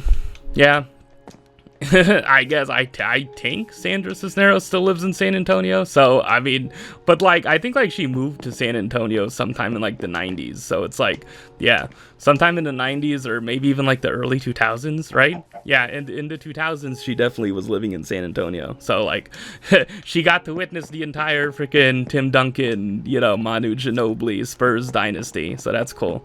And then now freaking, you know, the thing emerging with Wemby, you know. Do I have anything to add about the future? I'm predicting in the future that people are gonna talk about Shai Gilgeous-Alexander's freaking foul baiting. They're gonna make a freaking Operation board game to call out his flopping, man. They're gonna freaking Hardenstein is gonna freaking pull Stephon Castle's hair, man. That's what he's gonna do. That's how desperate freaking the Thunder are gonna be in terms of like having to freaking play against the Spurs, man. They're gonna just like hook Wemby's arms. They're gonna freaking like, yeah, hammer freaking Wemby. It's like, yeah, that's the thing, is that like they want to win the series, right? Hey, was it like you can't call everything, man? If you're physical enough to the point where it's like there's like 50 fouls on every play, it's like, look, they're not gonna call every foul. They're not gonna call everything, man. I don't know. Oh man, yeah. So yeah, anything else I have? Yeah, I was gonna talk about Journal with Witch. Yeah. I said, I think last episode I was only like 4 episodes through Journal with Witch, and like, yeah, I mean, my opinion hasn't changed. I thought it was like one of the best anime of the year when I watched the first 4 episodes, and I completed it, and yeah, it's pretty much one of the best anime of the year. Like, it is my anime of the year as of right now, and at the end of the year, when you're looking at the best shows of 2026 in anime, that should be on everyone's shortlist. It should, but you know, there's like a bunch of shows. Yeah, there's a show called Witch Hat Atelier that's probably gonna make the year end. There's this rom-com called You and I Are Polar Opposites, and fun thing about that is that the creator of that, the author of that, because it came from a manga. The author of that manga has another series called The Ramparts of Ice. Interesting, like, title name, yeah. And like in that series, it's also by that same author, the author who did You and I Are Polar Opposites. But like I'm watching the Ramparts of Ice right now. I'm like, what, 5 episodes in? And yeah, it's also like pretty good, man. Yeah, I think it's like this spring season has like a bunch of romance type of anime, a bunch of romance type shows coming out, right? And like I think it's probably the best one of the bunch. So yeah. As of what I've watched so far. So yeah, Journal with Witch, man, I don't know. I could spend half an hour talking about it. Can I condense my thoughts, please? Please, can I condense them a little before I get to the list segment and talk about these albums at length? I guess I'm gonna have to cut again. Yeah. So, Journal with Witch, yeah. Do I have to share the synopsis again? Oh man, it's about this weird, neurotic novelist named Makio. She has a sister. She has a older sister. She doesn't really like her younger sister. She kind of hates her. And then her younger sister has a teenage daughter named Asa.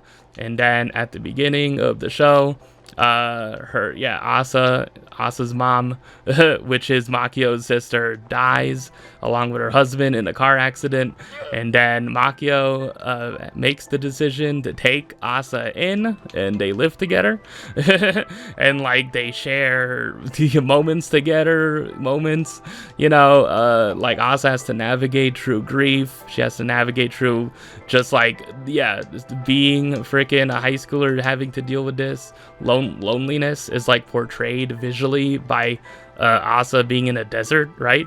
And they just keep on coming back to it, that visual kind of motif over and over and over again, right?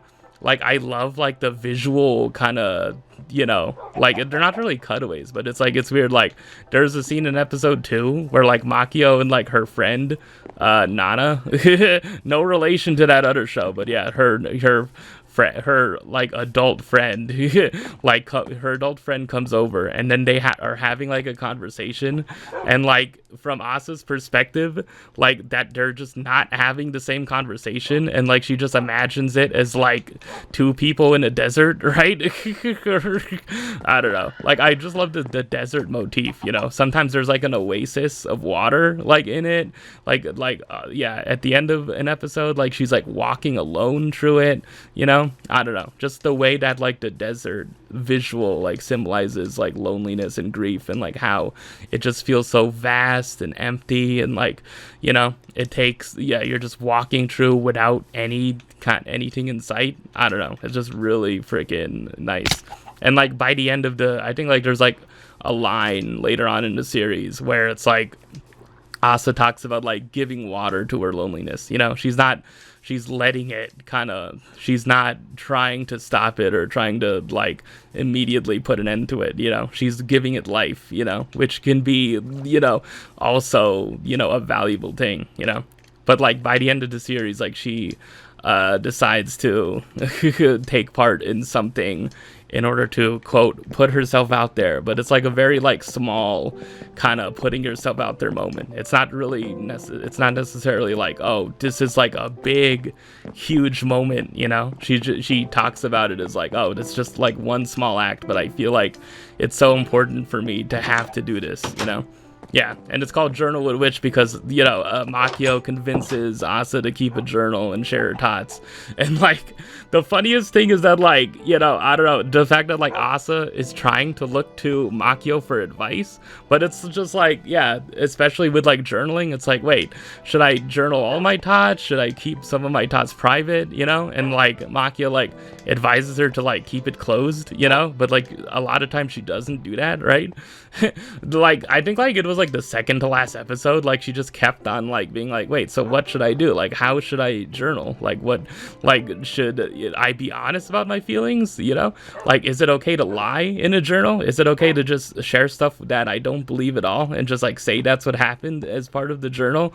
And then just Makio just can't give her any like clear answers, And that's the thing, is that like I think is also a theme of it, is that like Asa is looking for answers in her life, obviously in the wake of her parents like deaths, right? And it's like I think the team is that she has to come to these answers herself, right? She has to accept the grief herself. You know, she can't be like pushed into any of these things, right?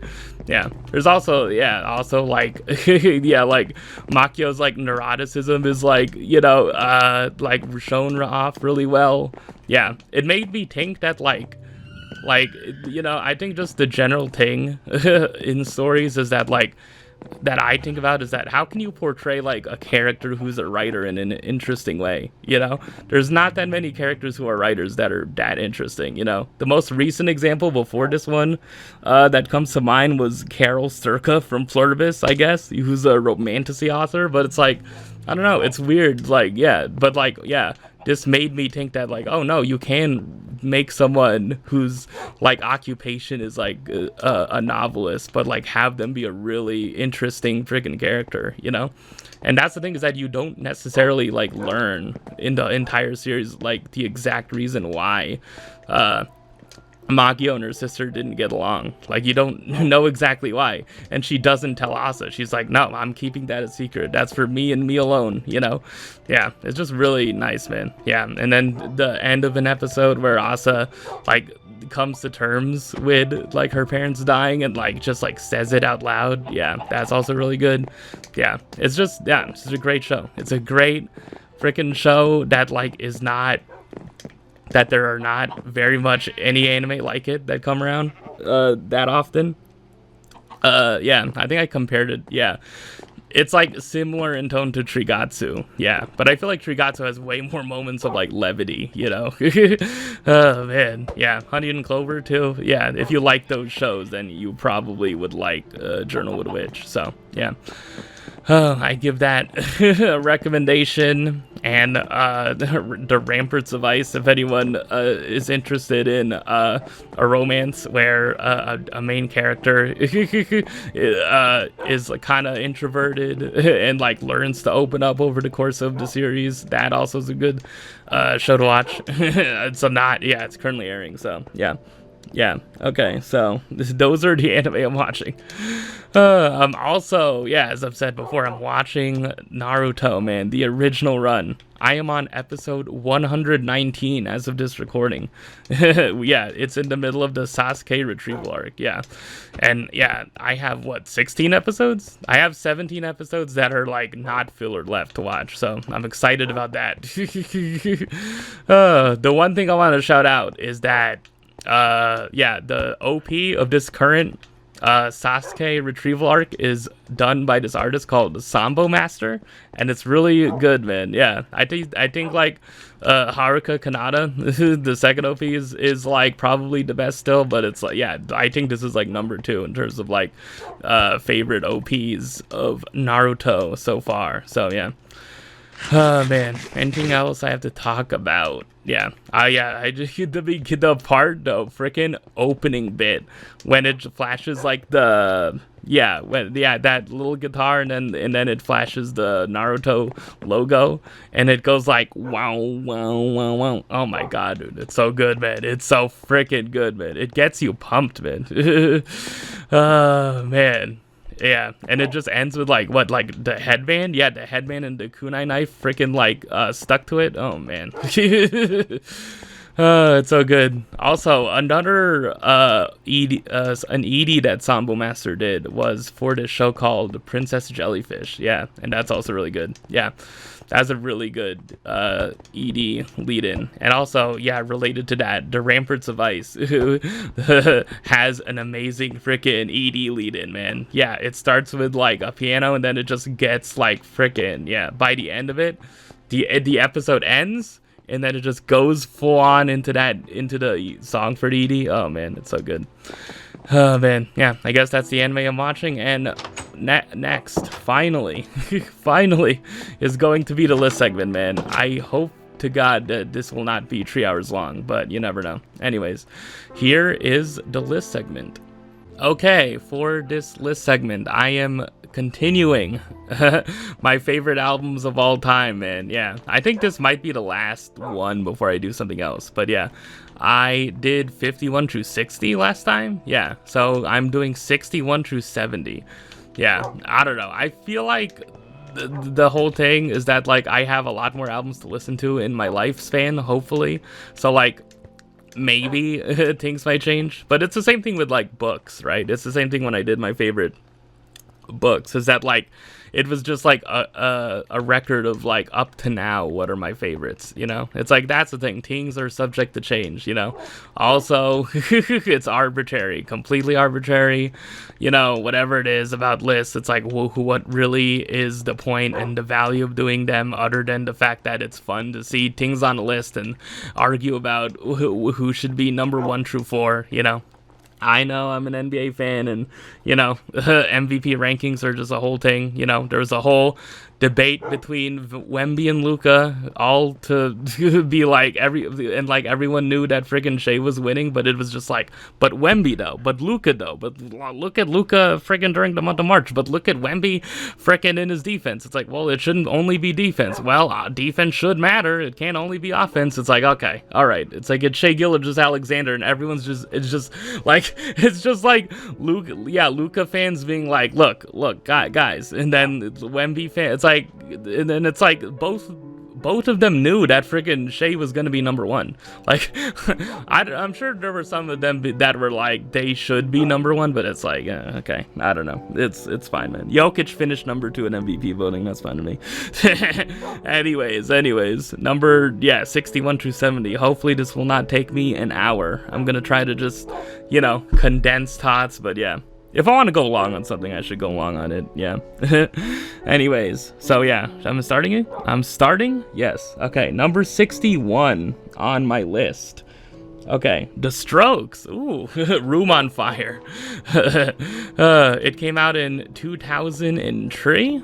Yeah, 2 years after Is This It. I think like some would say that this is a better album than Is This It, you know? But yeah, I don't know. Why is it on my list? I don't know, just a few songs. Reptilia, Meet Me in the Bathroom, you know, really good song. The title of a book that is also on my list. Whatever Happened, The End Has No End, 1251, Automatic Stop, yeah. It's just, basically just, it's just, Is This It? The style, just, it sounds exactly like Is This It? But it's just, more songs that sound like that. Julian Casablancas in his voice, man. Yeah, but like Reptilia, I feel like is obviously like the standout of it, you know? Just like the you ran me off the road, and I'm ain't over, and I'm yeah, whatever. Yeah, your room is on fire as she fixes her hair. You sound so angry. Oh, please don't hold me down. I'm going too fast. Yeah, you're in a strange part of our town, and that did it.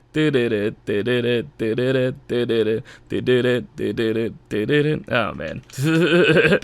Oh man. One fun thing about the album is that well, I guess it's like I learned it from the book Meet Me in the Bathroom, but I think it's the thing they say when they're going over like the Strokes story early on in that era, is that Fabrizio Moretti, their drummer, dated Drew Barrymore in this era, around this era. I do not know the age difference between them. I would think they were around the same age. They just ran in similar circles. And like one thing is that if you look in the liner notes of the Room on Fire CD, so like you have to like, you know, own the CD and have like, you know, the album physically. Imagine that. So, you know, I got it off of Amazon. So if you get the CD and you look through, if you get the booklet, if you have the booklet associated with the album, in the liner notes, when it's like the section of like the Strokes would like to tank, the band would like to tank, right? Drew Barrymore is in that like we would like to tank section, you know? It's an interesting fun fact, I guess. I don't know, a fun fact that I saw of like I checked the liner notes after I read the book, and yeah, Drew Barrymore is in that we would like to tank section. So yeah.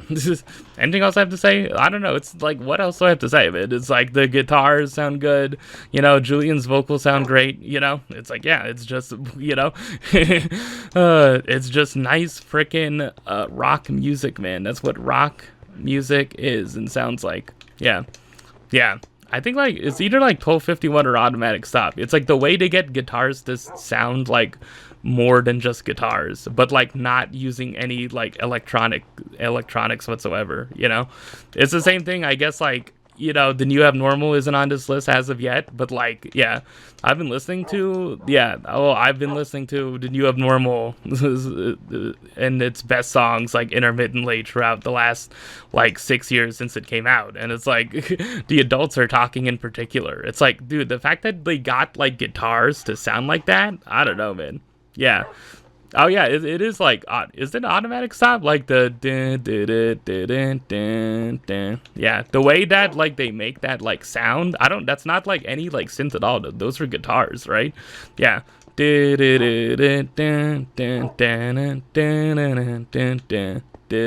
Something, whatever like sound that makes, I think those are with guitars. Yeah, but like the adults are talking is also another example from the Strokes, where it's like, dude, the way the interplay of the guitars just work, you know?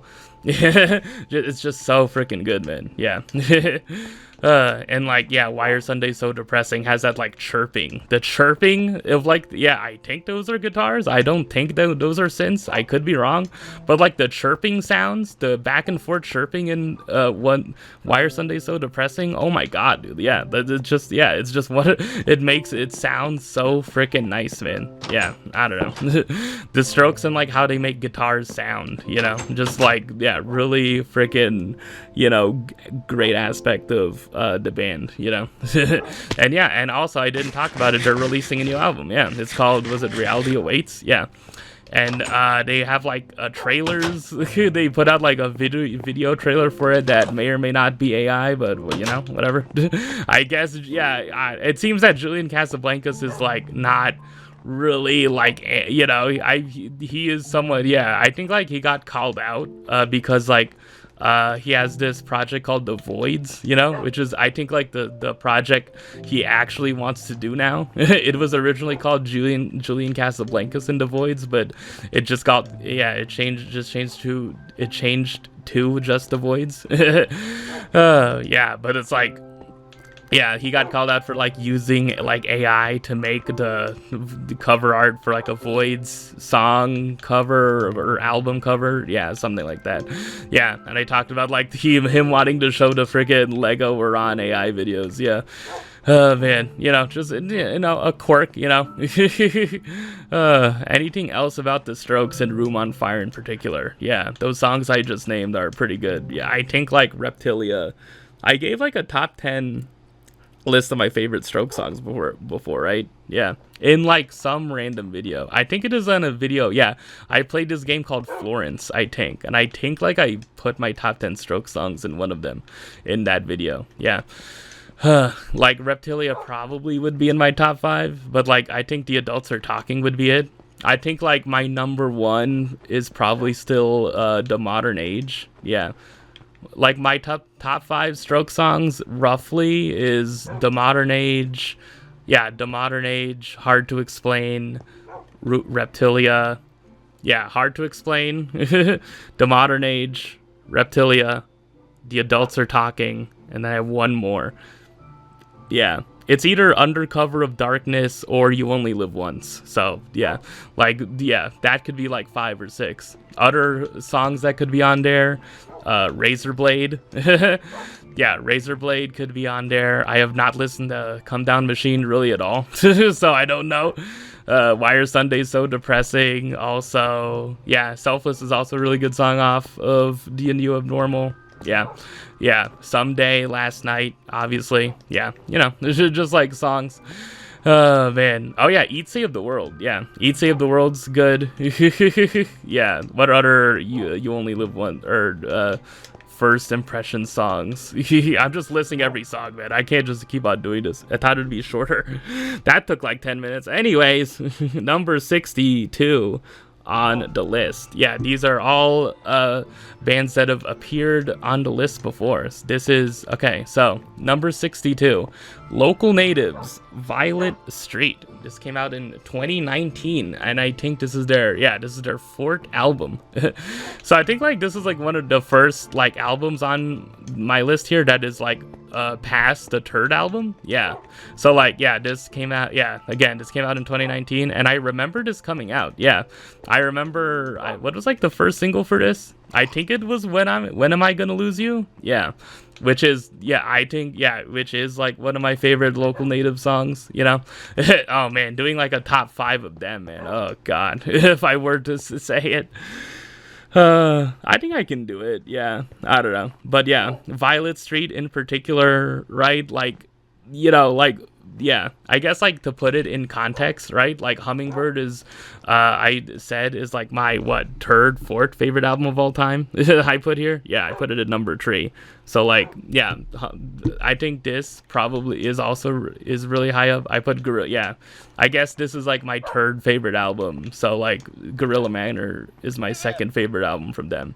Yeah, what are some songs that are highlights from Violet Street? Yeah, I mentioned it. Yeah, When Am I Gonna Lose You? Megaton Mile. I love how like it ends, and then it like ends, it winds down, and then it winds back up again, and like it winds back up again for only like 20 seconds, and then it goes into the next song. I think the next song's called Someday Now. Yeah. Yeah, there's a song called Shy, which is kind of the opposite of that, like sonically, where it's like there's like a bunch of trumpets at the end, I remember. Yeah. But yeah, Garden of Elysian is a highlight. Just I love the freaking like the poppiness of it. Yeah. Yeah, that freaking like breakdown of it, you know. Man, I really like that. Yeah, and the last song, yeah, Tap Dancer, really freaking great song, man. Oh man, I love, yeah. Something like It's a Minefield. Yeah, it's a tap dance for you, but it's a minefield for me. Yeah, and also the music video of that. I think I mentioned it before in an episode. I don't know. I've done so many of these where it's like, have I mentioned it? Have I not? But yeah. The music video for Tap Dancer, yeah, you should, yeah, I advise people, I don't know, I would recommend that people look it up, because it's not a tap dancer, but it is like someone doing an interpretive dance. Yeah, it's someone doing like some sort of interpretive dance, you know, not tap dancing, you know, not tap dancing, but it's like, it's really like cool, like stylistically. I don't know, it's I don't know anything about interpretive dance, but like you can tell, like I think the dancer is trying to express like a lot of things emotionally through that. And I would assume like Local Natives themselves like picked her out and like decided that was gonna be like the music video. They didn't just like randomly freaking decide upon that, you know. It wasn't like a very random decision. So yeah. Anything else I want to say about Violet Street? It's like more poppier. Yeah, it's more poppier than like, you know, their previous albums. But yeah, I would say, but it's interesting because like the albums after this, yeah, which are what, Time Will Wait for No One, yeah, Time Will Wait for No One, and But I'll Wait for You, you know, which like are kind of like, yeah, together they're sister albums, as they'd say, I guess. They're much more like reserved sonically, I feel like. Yeah, I do kind of wish that like songs on those albums that came after Violet Street just kind of had more of like the, I don't know, the activeness, I guess, from the songs from, yeah, this album, you know, because like just like When Am I Gonna Lose You, yeah. And also the music video for When I'm Gonna Lose You has the actress Kate Mara, yeah, who was in House of Cards, which was a Netflix show. Maybe you shouldn't watch it, but you know, it was a Netflix show. I don't know, I'm just stating the facts. Oh man. Yeah, just like the lyrics of that, just I remember you laying down, yeah, when your body, this painting your body in stripes, the sunlight painting your body in stripes. Oh my god. I can remember the leaves tumbling down like an archangel choir. Oh my god, dude. And was it the only thing, yeah, that I could think was that I knew that I wanted you? Yeah. Yeah, and it's just like one of the, I don't know if it's Kelsey or Taylor or whatever. I think it's like, I learned that it's like, it's a story. It's basically based on one of the band members like experiences with their future wife, and like them thinking like, is this too good to be true? Like, when am I gonna lose you? Something like that. I don't know. Yeah, that's a really good album. Yeah, it's just really, I don't know, just local natives just kind of make the kind of music I like, Oh, man. Yeah, I guess if I were to do the same thing, what are my top 5 local native songs as of now? What would number 1 be? I think it would still be Wide Eyes, yeah. So, like, in no particular order, as I'm kind of itchy right now, in no particular order, it would be Wide Eyes, Heavy Feet, Mount Washington, When Am I Gonna Lose You? Yeah. Would I put, I probably would put Past Lives there, yeah. Past Lives, or a B-side or, like, deluxe track from, Sunlit Youth, which is I Saw You Close Your Eyes. Yeah, I Saw You Close Your Eyes, man. Yeah. Really freaking great song. Also, the other bonus track, yeah, The Only Heirs. Yeah, really great song. NYE from Time Will Wait for No One. Yeah, what else from, was it Throw It in the Fire from But I'll Wait for You. Yeah, like those songs. Yeah. Oh, man. Anything else I have to say about this album? Yeah, I need to move through. I've only done 2, man. Yeah. Alright. Number 63. I have not listened to this album as frequently, but I have, like, as of, like, a couple months ago, I've listened to it a bit more, and, yeah, I think this is somewhat a little bit like projection, but it's like I originally listened to this in like 2019, I think. Yeah, why am I like delaying it? Yeah, okay. Number 63 is The Miseducation of Lauryn Hill by Lauryn Hill. And this came out in 1998. It is Lauryn Hill's, I don't know, I think it is Lauryn Hill's actual like only studio album. Yeah, because like after this she did like an MTV Unplugged. Yeah, like she did not make anything else after this. Yeah. Yeah, I talked about Shea Serrano's book, right? Yeah, Shea Serrano like had a book called Hip Hop and Other Things, and one of the chapters was called What is Lauryn Hill's Career Field Goal Percentage? And like basically he came to the conclusion that Lauryn Hill basically has like a 92% field goal percentage, which means that she made like 22 out of 23 shots, and the only missed field goal in Lauryn Hill's career is not paying her taxes. So, but like everything, like there really are basically no misses on this album, right? Like it is like a perfect R&B album, and also like Lauryn Hill can rap too, right? It's like she's a great rapper, she's an amazing freaking singer, like that's the thing too, is that like she is probably one of the best to ever do it in terms of being able to sing and rap. I don't know if like you'd put Drake there, but like I don't know who else can freaking sing at the level she does and rap at the level she does. Obviously like she was part of the Fugees earlier on, like Killing Them Softly, was it Fuji Law? What's the Ready or Not? Yeah, her rapping probably is like most exemplified on Ready or Not, Doo-Wop, that thing, but like her singing, To Zion, man, yeah. Just the song that was a sample for a Drake song. Oh man, yeah. I don't know. I wish I could like say more about this album, but it's like, yeah, I think like this is I don't know. It is in the same vein as like the other like classic hip hop albums I put, right? It's like I feel like I don't need to keep on listening to it. Like whenever I listen to it, even if it is like more rare than others, it's like I know it's like, yeah, this is one of the best albums of all time, and like, yeah, it probably like I probably should like have it higher if I were to listen to every song. But yeah, I recognize that this is just like one of the best like displays of like talent from a musical artist. This is like but it is kind of a shame that Lauryn Hill just never decided to make another like full-length album or like release freaking new music after this, you know. It's just, yeah, she just I don't know. I don't know I don't really know, but yeah. Oh man, yeah. Anything else about this album? Yeah, I don't know. I wish I could name more. Yeah, let me see, man. Yeah, let me go to the friggin' Spotify, man. What are some songs I remember that? Yeah, Lost Ones. Yeah, Lost Ones, pretty good. Yeah, okay.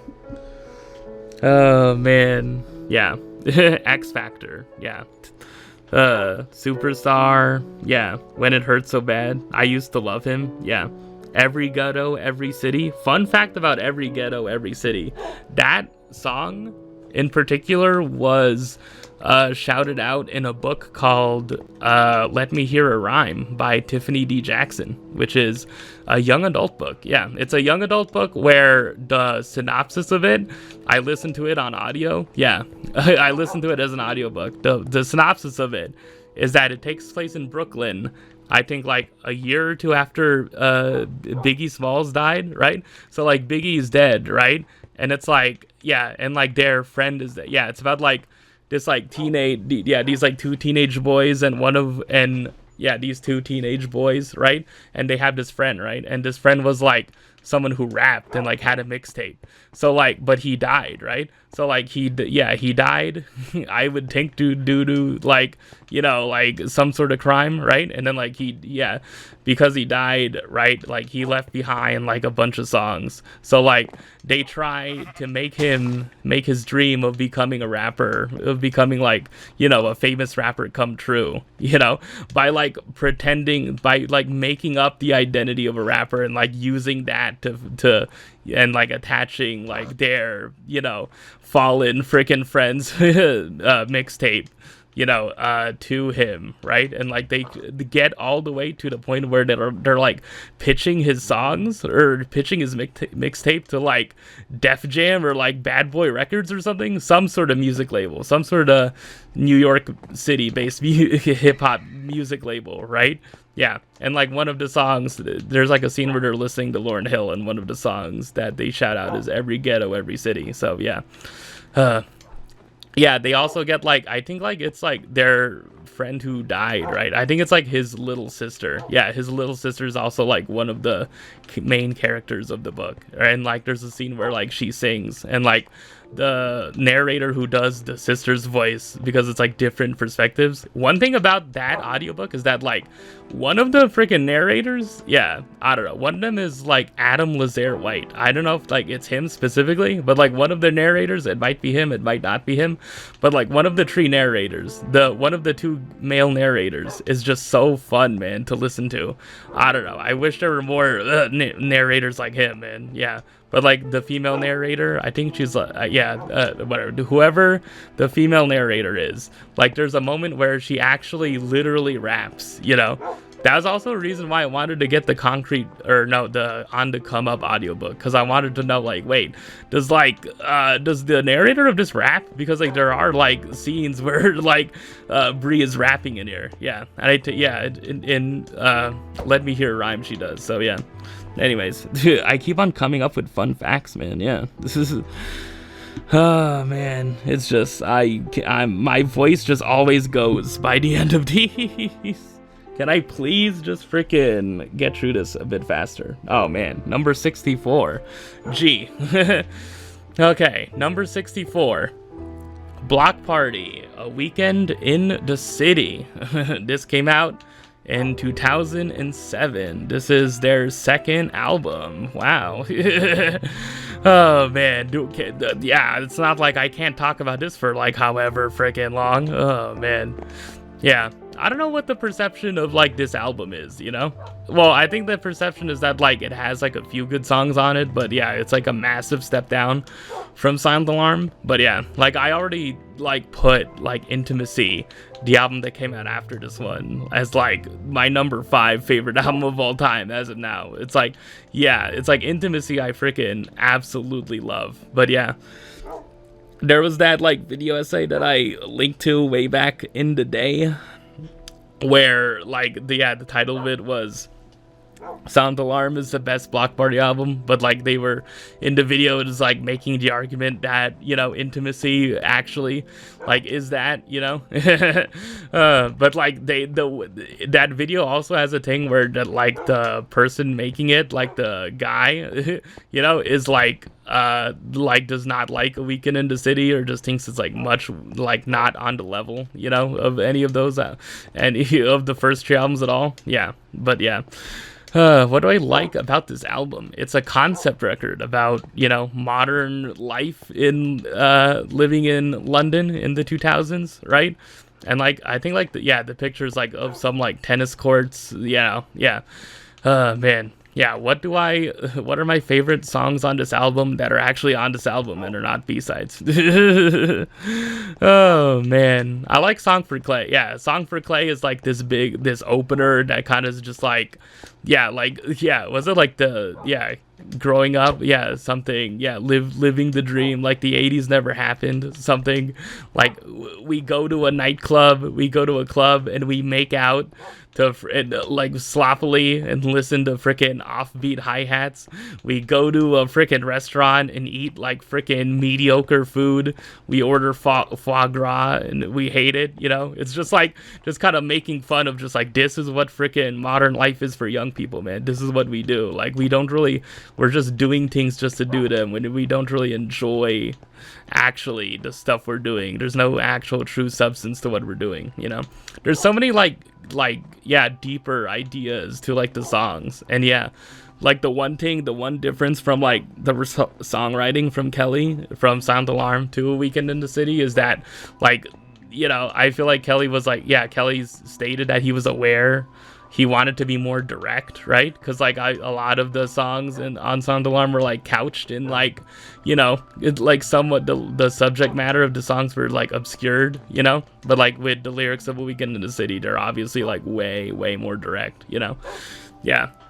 Like, you know, like waiting for the 718 of just like being like desensitized from just like the daily grind of working, right? Wishing you could go back to your youth and like relive those days. You would climb more trees and eat more blackberries. And like Uniform, which is like, critiquing youth culture, you know. It's like, I don't know, there's a lot more to critique about youth culture in the 2020s than in the 2000s, but I don't know, there's always going to be stuff about like the youth to critique, you know. It's more so just like, it's not really critiquing the youth themselves per se, but I think like the message of Uniform is that like there's like a large amount of damage that like stuff like MTV and like just the larger like capitalist freaking system of consumerism is doing to youth today, right? Of just like everything is becoming like they all by like what's the thing? There was a sense of disappointment as we left the mall. All the young people looked the same. Oh man, it's like, gee, I wonder what that's about. What does that lyric mean? You know, that like everyone is uniform and everyone is just like it's like I'm so I guess it's like teenagers of the time, like, you know, thinking that they're being different by listening to stuff from MTV, but it's like they're actually not, you know. It's like when you think you're being quote like counterculture from, you know, like popular media, you're not actually being counterculture, right? Something like that. I don't know. Or like popular media, popular commercials, popular like, you know, consumer things. I'd assume like going to Hot Topic, right? It's like, are you freaking alternative because you shop at Hot Topic? Like, I don't know. I would assume these are ideas that are kind of like being touched upon by the song Uniform. You know, it's not one of my favorites on the album, but like, I don't know. I appreciate like its ideas, you know. And like, the prayer is about not praying. The prayer isn't about praying. Oh man. I don't know. I think I talked about it before. I don't know. It's like, yeah, attention, and like the only way to, you know, the only way to stand out in, you know, in like something. I don't know. I'm just getting so many things. I think like my view of uniform is mostly accurate, but yeah. There's a song called On, which I don't really go back to as much, but it's about drugs. It's about what, yeah, you make my tongue loose. It's about, you know, how taking drugs affects people, you know. Yeah, Sunday is about, you know, like just not worrying about the polar ice caps melting, and just for like one day, let's just laze around and just friggin' lie down and enjoy ourselves, you know. Kreuzberg, which is a city in East Berlin, right? No, not East Berlin. It's a city in Germany that like simulated Berlin because it had like a wall. It was similar to Berlin when Berlin had a wall that separated East and West. Yeah, and like the line, I have decided by 25, I have decided. Yeah, I don't know, man. That lyric kind of hits different now, man. And it'll hit different in October, man, because it'll be like, oh, by 25, something must change. Yeah. And like Hunting for Witches, yeah, Hunting for Witches, about like the fear of like terrorism, right? Like that was being stirred up after, yeah, there was like a terror attack in like 2005 in London, right? There were a bunch of like buses bombed, right? And that just created like, you know, yeah, obviously there was a bunch of like you know, Islamic sentiment, the same thing of like freaking the US, right? Like the US also has like Islamophobic sentiment, you know, that is present in certain parts of, you know, the country, but it's like, yeah, England definitely, like, I don't know, like England's like freaking, yeah, that is a whole thing, man. And like the opening of that just being like a bunch of like news like people like speaking, and it's all like, you know, garbled up, you know, and used as like the backing beat. Yeah. I'm really just talking about like the ideas behind the songs. Yeah. Oh man, I don't know, I just find it interesting, man. Yeah, it's interesting as like a concept album. It probably is my favorite concept album of all time, probably. Oh man, I think I might need to split this up. Yeah, I don't know. So yeah, that's A Weekend in the City. It's my, was it third favorite album by Block Party? Yeah, I do have another one that's coming up, but I don't think I'll get to it in this segment. So yeah, number 65. Barty's Strange, I have here. The album is Live Forever. This came out in 2020, which is 6 years ago, man. Oh my freaking god, dude. 6 freaking years ago. Man, who is this guy, Barty's Strange, man? I saw him live. Yeah, I saw him live in December of 2022. Yeah, it was for the tour for his second album. Yeah, which is called Farm to Table. Yeah, so yeah, what is this album? Yeah, this is, like, Barty's Strange is like probably one of like the best like new artists to come out of the 2020s, basically.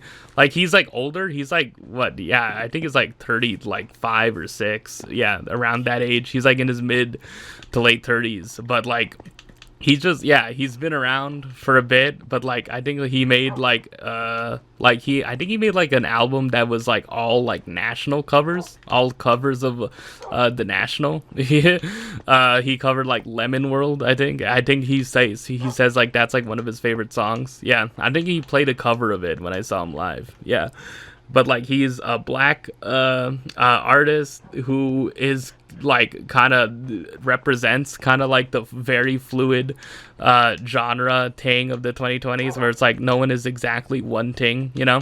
Like some of his songs are straight up indie rock, some of it is like country infused, the good country infused, some of it is like pure hip-hop, right? Yeah, I'm listening to his latest album. Yeah, like his latest album is like really good. Yeah, Too Much, I think I talked about it. Yeah, it's called, what's it called? Oh man, Horror. Yeah, Horror. Oh man, let me shout out some songs on Horror. Yeah, I forgot. Yeah, let me see, I have to look this up here. It's called Horror. Yeah, dude. Oh man, come on. Here. No, it does not come up. It does not come up so fast. No, here you go. Yeah. There's North Gun. That is a freaking song. That is like a pure hip hop song he made, man. Yeah. There's also, yeah, in terms of like the pure like kind of way more like rap hip hop kind of songs he made, on his second album, he has a song called Cosigns, and he's just like shouting out freaking like his like all of like the people that like he's known, you know, through doing music, right? It's like he shouts out Lucy Dacus, he shouts out Justin Vernon, I think, who's Bon Iver, right? Oh man. But what about Live Forever? What about Live Forever specifically? The two songs that are my favorites that stand out, Mustang and Boomer, man. Yeah. Is that why you really up for this one? Dun, dun, dun. Yeah, just amazing, freaking yeah. Those two songs back to back, man. Yeah.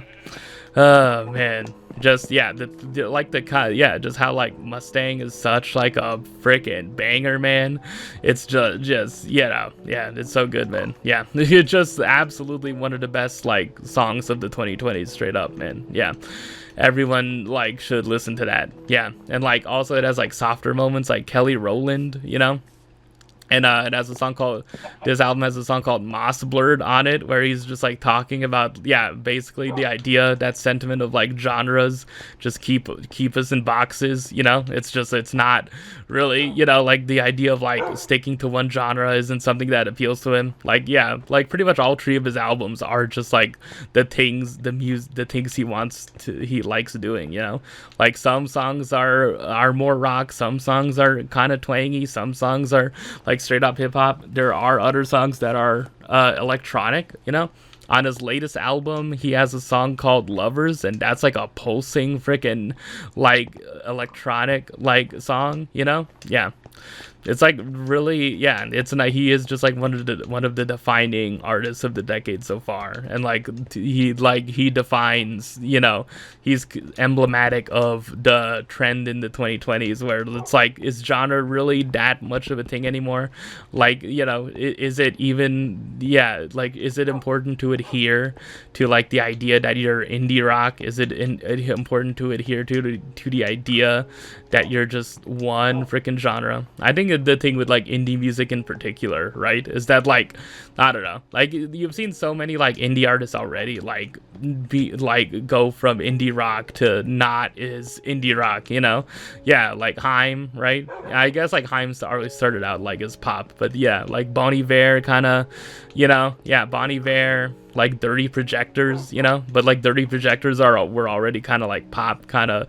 It was kind of like, even by like Bitter Orca, like Dirty Projectors, like that was basically like a pop album, but just like very like ornately instrumental though, you know. Yeah, it's the whole, yeah, but like in the 2020s in particular, yeah, I just like bands like Wednesday are kind of like that, you know, of just like, yeah, like, yeah, I feel like emo is the only genre where it's like the bands in that are like, no, we are emo, man. That's the genre we want to be labeled as. That's what we want to stick to. But everyone else, it's like, I don't know. Like, I don't think in Lucy Dacus, you know, even with her latest album is like, yeah, do I want to be called indie rock, or am I just like I don't know. It's like, I think they just want to be known as musicians, you know. That's basically, yeah, like Mitski, yeah, like Mitski, like, you know, Nobody being like a freaking, being basically a disco song, you know. Yeah. And like, yeah, I don't know, I guess like side tangent on Mitski, yeah, like on that album, the first song on freaking Beat a Cowboy, Geyser, right, of just like the freaking burst of freaking static in the middle of that song. Oh my god, dude. Just like, I don't know, that like, it's just so freaking abrupt and so I don't know, I think it is like one of the best like few seconds of like music in the 2010s, that burst of freaking static and Geyser, man. I don't know, it's just really freaking cool. Is that all I have to say about Barty Strange? Yeah, pretty much. yeah, you know, really just great artist, you know. Just it's nice to see, you know, yeah, because there's always been, yeah, like that's the whole thing of like, you know, there are black artists making, you know, rock music that are making like, you know, music outside of hip hop and R&B. You know, it's just that there just aren't is like, you know, yeah, the spotlight isn't on them, you know, like Soul Glow or Pink Shift or Meet Me at the Altar, you know, like these bands. There's a band called Magnolia Park, right? Yeah, Nova Twins, you know, it's like there's a bunch of freaking, yeah, like artists, you know, Rachel Chinariri, like as of recently, right? It's like, yeah, it's like there's a bunch of like black artists, you know, making, you know, music that isn't hip hop and R&B or like pop music, right? It's like, you know, you just have to find it, you know, you just have to be cool enough to find it. That's really it, man. Yeah. Yeah, I don't know. It's cool. Anyways. Oh, man. Next on the list, man. Oh, number 66. Franz Ferdinand. You Could Have It So Much Better. This is their second album from 2005, right? Yeah, okay. Should I just go through this quickly? It's just the same thing with like the Strokes. It's like it's a rock album. It has riffs and it has a lot of riffs, and the riffs are freaking good, man. That's really it. that's really it. My favorite songs on the album: The Fallen, you know, pretty much. Do You Want To, which is the Edie to Paradise Kiss. I've talked about it a few times. Watch Paradise Kiss. The Opie and Edie freaking are so great, man. Fit the show so well. Man, Evil in a Heathen. Yeah. Yeah, This Boy. Yeah, just really great freaking. Yeah, I like it better than the first album. Yeah, even though the first album has Take Me Out on it. Yeah, I just really just love the riffs, man. The riffs on this freaking album, man, are just so freaking good. Anything else I have, you know? Anything else? What would be my top 5 Franz Ferdinand songs if I were to rank them? I've listened to like, yeah, I've listened to all their albums except Always Ascending. Yeah. In no particular order, it would be something like Take Me Out, The Fallen, Ulysses, Know You Girls, you know. Yeah. Evil Eye could be up there. Yeah, Evil Eye, or what is it? Yeah, right action. Yeah. The single off of Right Thoughts, Right Words, Right Action. Yeah, that. Man, Disfire, Darts of Pleasure, The Dark of the Matinee. Yeah, just, you know, those songs. Anyways. Oh, man, there you go. I did another album really quickly. Okay, number 67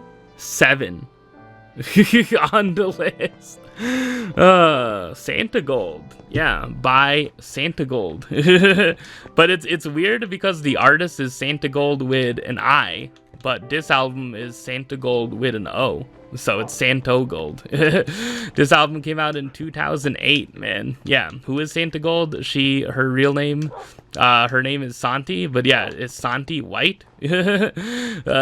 So she worked in A&R. She worked in the music industry for a while, and I think like this album came out when she was like 32, you know? She was in her 30s when this album came out, and like it's just, yeah, it is kind of like Barty's Strange. Yeah, it's like where it's just like this album is like indie, it's under that umbrella, like I guess category wise, if you were, you know, but like there touches on a lot of genres, you know, like there's like, yeah, surf rock and like say Aha, you know, Shove It is like kind of dub, somewhat reggae inspired. It has this rapper called Spank Rock on it. The first song, Les Artistes, which I talked about on the first part of this video. Les Artistes, man. Yeah, which is about like her moving to New York after her father dying, I think. Yeah, it's just really freaking good, man. Yeah,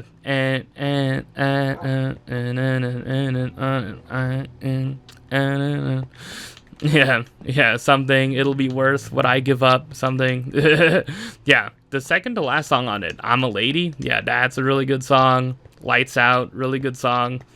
Creator is just this, it has this like weird kind of, I think she's laughing in the beginning of it, but yeah, I don't know.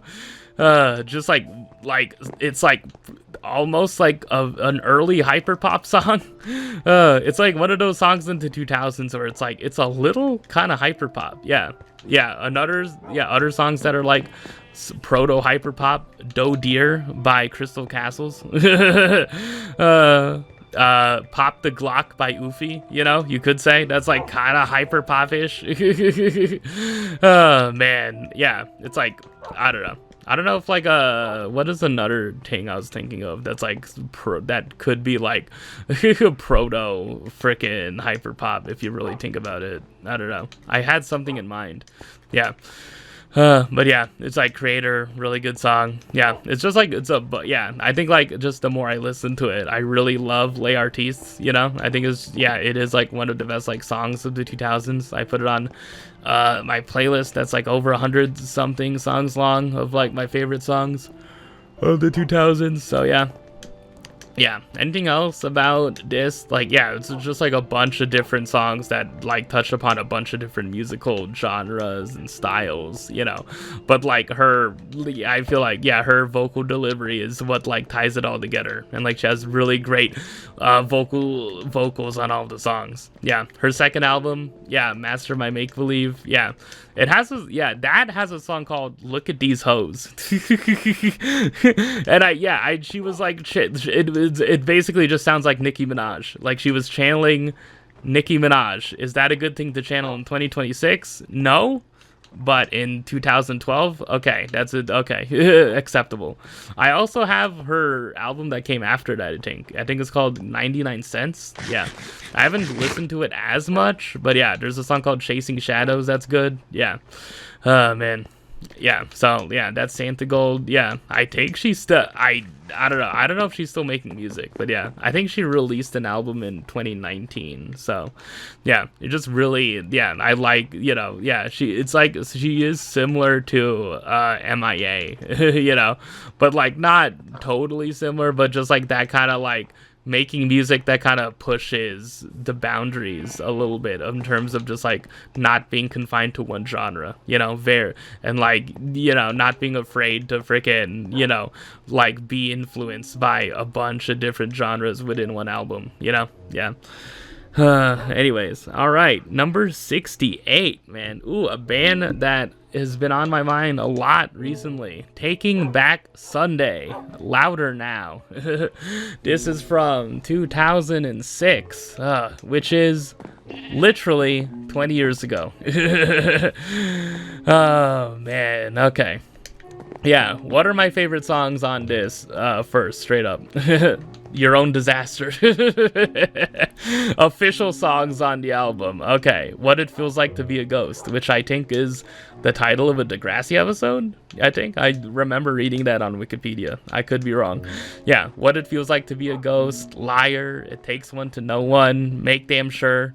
You know, I think there's like a discussion to be had on, you know, Taking Back Sunday songs, especially like Make Damn Sure, of like, you know, the song is about like wanting to follow someone, and like even when they don't want to be, you know, it's like, yeah, it's just like you better make damn sure, you know, it's like that you won't ever leave, you know, or that you won't get too far from me. But I don't know, it's just like I don't know, it's just I think it's the thing of like, it's just, you know, do I find it to be a banger? It's like, yes. You know, man, if you analyze the lyrics, you know, it's like, yeah, it's the whole thing of like, it like, you know, I don't know if it's like, you know, the most, you know, song that's like suited towards the times of today, you know. It's not in terms of just offensive language, but just in terms of just like, you know, I don't know, just like wanting to be, yeah, like following someone, basically being a stalker to someone, you know, I don't know. It being stalker-ish to someone, not officially stalking someone, I don't think, right? But yeah, I don't know, I still think it's just like a really good song, you know. I don't know, I guess that could count as a guilty pleasure the same way Misery Business is, you know. But yeah, I don't know, there's just something about like this era of like like pop punk music, you know, where it's it's just like, I feel like the format of like going hard for like going hard as a song for like 3/4 of it, but like during like the bridge, like you go slow it down, which is the formula for a lot of Taking Back Sunday songs. But like in What It Feels Like to Be a Ghost, right? I love like the bit where it goes quiet, you know, where it goes like more quiet and sensitive, you know. Oh, and I, you know, this is, oh man, what was it like? Yeah, something like that. Yeah. Oh man, just I really love like those like moments. Yeah, other songs that are my favorites, Miami. I really like Miami.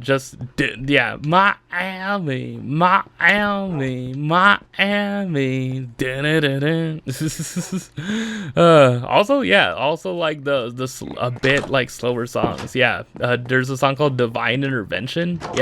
And it's like, I don't know, man, if you listen, it's just a thing that I've been thinking about Taking Back Sunday. I'm listening to I said they have the album after this is called New Again, you know, which is like made with like a different lineup from the lineup that made Where You Want to Be and Louder Now, right? And it's like, it's weird, it's just interesting, the history of Taking Back Sunday and like the amount of different members they've had, you know, and like how their original lineup came back and like in the 2010s and they made three straight albums, you know.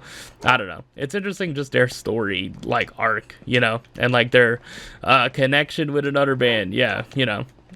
With when I talked about Tell All Your Friends, I don't think I said like my favorite songs on there. I said Cute Without the E, right? Cute Without the E. There's You're So Last Summer, Timberwolves of New Jersey, Great Romances of the 20th Century. Like those songs, you know. And like A Decade Under the Influence from Where You Want to Be, which was inspired by Adam Lazzara and a girlfriend breaking up after or before going to a Coldplay concert. So it's awkward. I don't know, something like that. What was I talking about? I was talking about the song Divine Intervention. And it's like very slow, you know. And it's just like, I really like freaking, I just really like Adam Lazzara's like voice, man. His vocals are just like, like I feel like they make like Taking Back Sunday stand out amongst other like pop punk emo type bands, even though they don't dare. They do not like being labeled as emo, you know. Oh man. Did they play? I wonder if they played. Maybe they played When We Were Young Fest. I don't know. I would assume they were freaking invited to it. It's the same thing. Like, it's pretty clear that like When We Were Young Fest is like, hey, freaking people who shopped at Hot Topic in the 2000s, people who freaking dress like scene kids. You have money now, right? You're all freaking cringy millennials, most of you in their late 20s to mid 30s. It's like, you have disposable income. Why don't you come to this music festival in Las Vegas? Oh man, I may or may not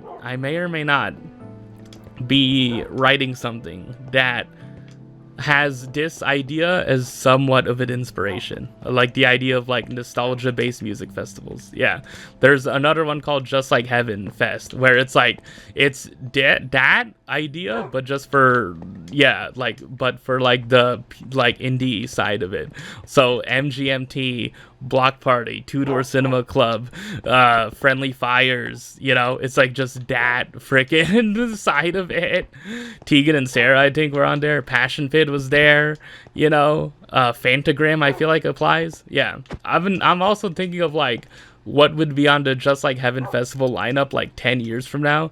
Like they're gonna invite Japanese breakfast there. It's like, hey, we got Japanese breakfast and geese. It's like, nah, geese probably would be like 2040s. Oh man, 2042, freaking like geese freaking playing. It's like, you remember how we got our start, man? Hey, look, we paid a marketing agency to freaking promote us, you know, I don't know. We paid a marketing agency to push us in the algorithm, okay? Look, man, you know, oh man, dude. Oh man, anything else to say about Louder now? Yeah, I guess like one fun fact about Taking Back Sunday is that if you notice on all their album covers, there's the numbers 152, and like that's a reference to like a highway or some sort of crossing, or like the number of like highway, interstate, something, where like Adam Lazzara grew up in North Carolina and he moved to Long Island to join Taking Back Sunday. Something very, very loosely, but like 152 is related to like that, or like some sort of highway, interstate thing, right? Yeah. I learned about it in an interview I watched this year. So like every album cover has like the numbers 152 in a certain way. I think like in You Again, it's like the odometer, like the dice are showing 1, 5, and 2. Yeah. And then, yeah, and Where You Want to Be, it's like, it's 152 miles away. And that, yeah, something like that. And then I think, yeah, on like Tidal Wave or Happiness Is, they just put the numbers there. Yeah. Yeah, I really like this era, man. I really like this era of Taking Back Sunday. Yeah, just like, yeah, the one thing about New Again, I'm listening to New Again. Yeah, Sinking to Me is a good song. Yeah, Swing and Cut Me Up Jenny are good songs. But it's like, the one thing that's like severely missing is just the backing vocals, man. Yeah, I think like the backing vocals, I think like John Nolan is probably the best like person who did the backing vocals in Taking Back Sunday, like especially just like on, you know, Tell All Your Friends. You know, I just love those frickin', yeah, they just worked in tandem together so well, right? But yeah, I also like, I think, yeah, Fred Mascherino or something. Yeah, I also really like, you know, the backing vocals he does, you know. And also like the scream he freaking does at the end of A Decade Under the Influence, man. Yeah, I don't know, so good. Man, anything else to freaking talk about with this? Can I end this, man, please? 2 more, man. Okay, number 69, another artist I've talked about before. I'm only gonna have like 3 artists I didn't talk about before. 4? Yeah, 4. Number 69 on the list, Tegan and Sarah, Heartthrob. This is from 2013. And this, I guess, like, this basically was just, like, their pop kind of era where they, like, fully transitioned, you know? From being kind of, like, this, you know, more just, like, some more guitar-based, like, indie singer-songwriter thing, based band, right? To being, like, a more, like, synthy, poppy, focus kind of thing, you know? Yeah, as of their latest album, you know, Crybaby, yeah, that's basically, you know, where they are right now, you know? Yeah, so, like, yeah, but this, I don't know. I feel like, yeah, this is probably one of the best, like, Canadian synth-pop albums of the 2010s, which is interesting because there was another one that came out 2 years later by a Canadian artist who made pop music. I don't know. I'm not saying one is better than the other, but I'm just saying, you know. Yeah, I mean, that album has, you know, Run Away With Me and I Really Like You, you know. Yeah, but I don't know.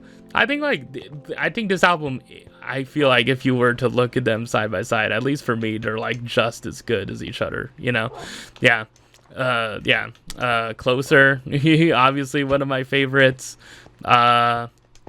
Yeah, another, yeah. Now I'm All Messed Up. Yeah, is that the last song? No, that last song is called Shock to Your System. Yeah, Now I'm All Messed Up. Goodbye, Goodbye. I Couldn't Be Your Friend. Yeah, that song I really loved.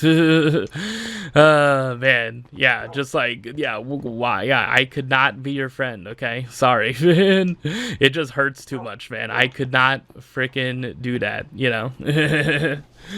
Man, yeah, I just really like, Tegan and Sarah are just like, you know, a band, a group, you know, a duo of like songwriters or singers, you know, their vocals I feel like are like the appeal to a lot of fans, and like also their live performances and their banter during them. I always like, you know, always like find time to like, you know, whenever I like watch live performances, I just like, yeah, I like watching them perform live in concert videos. But it's like, yeah, just really just when they banter, it's just always just like the funniest thing.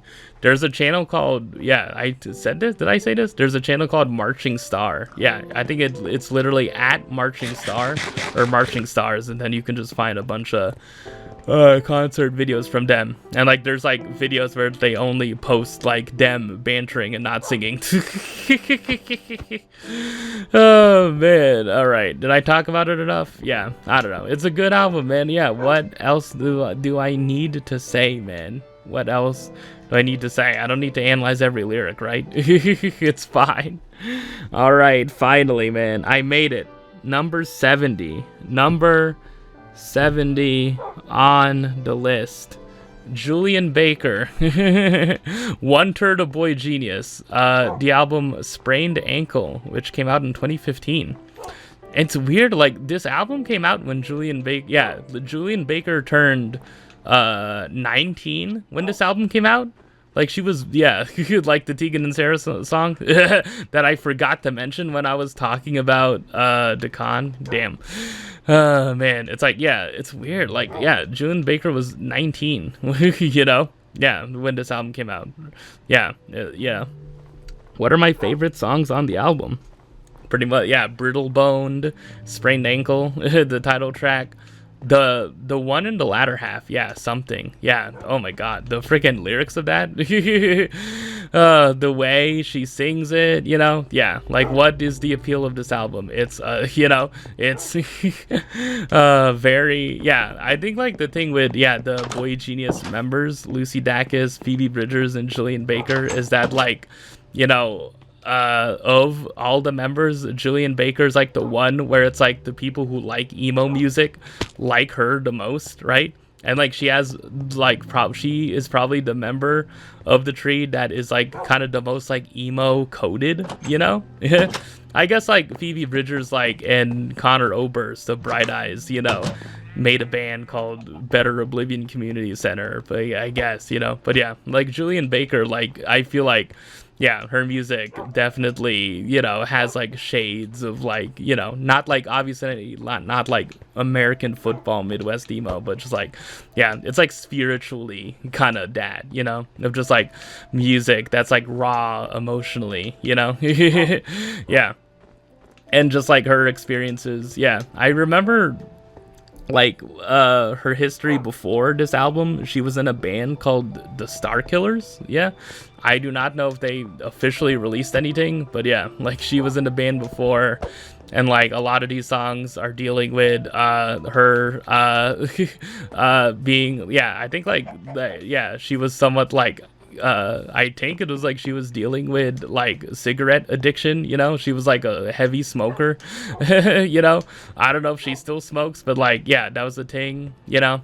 And like her, you know, like another layer is that, you know, she is a lesbian. You know, and like she, yeah, that songs from that perspective, you know. Yeah, and just like, yeah, it's these songs are just so like emotionally raw and vulnerable and like, yeah, very hard hitting, you know.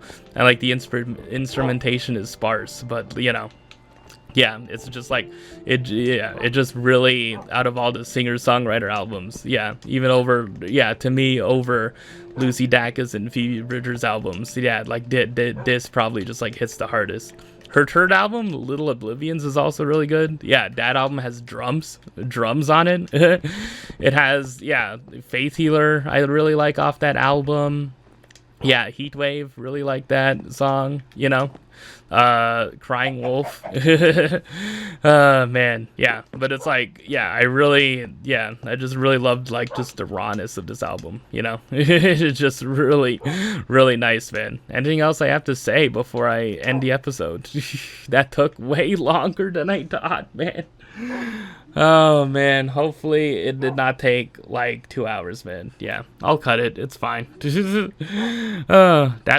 the sacrifice I make for doing a list segment. Anything else? Yeah, anything else I need to talk about with Julian Baker or any album I have on my list, man?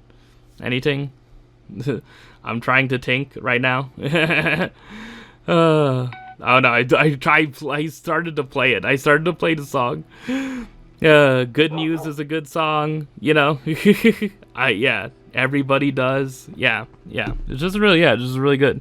Yeah, I guess. Do I need to mention that she's from Tennessee? Yeah, that she's from Tennessee. And like, yeah, I guess like one interesting thing is that in the middle of like her second and third albums, she was attending college at, was it Middle Tennessee State University, and yeah, she got a degree while in the middle of her second and third albums, you know. Oh man, just, I guess, interesting thing. And also, how did I forget before I leave, the other interesting thing is that I have listened to Lucy Dacus's latest album. It's called Forever Is a Feeling, I think. Yeah, Forever Is a Feeling. The album cover is just a painting of her. Man, yeah. There's a line. Okay, yeah. Before I go, there's a line in that album. There's a line in that Lucy Dacus album. Yeah, let me like try to like get the song, man. Yeah. Man, here we go. Come on, here we go. There's an album. I think it's like Limerence, right? Is it? Yeah. It's on one of these songs, man. Let me, like, I want to confirm that it is, you know?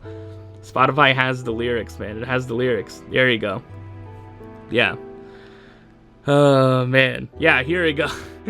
Just, okay, alright. I'm gonna read the lyrics, man. Natalie's explaining limerence between taking hits from a blunt high as a kite, while Roddy's playing GTA. I swear. Why is he so good at this game? It should be cause for concern. Like that let's focus on that part. Roddy's playing GTA, I swear. Why is he so good at this game? It should be cause for concern. First of all, Lucy Dacus. Miss Lucy Dacus. What do you mean like good at GTA? Like what do you mean like good? What do you mean by good at GTA? Do you mean like kills a lot of police officers? Is that what you mean? Like what do you mean by like good at GTA? Like what does being good at GTA mean? Like you pass the missions like on the first try? Like I don't want to question someone's freaking gamer freaking cred here.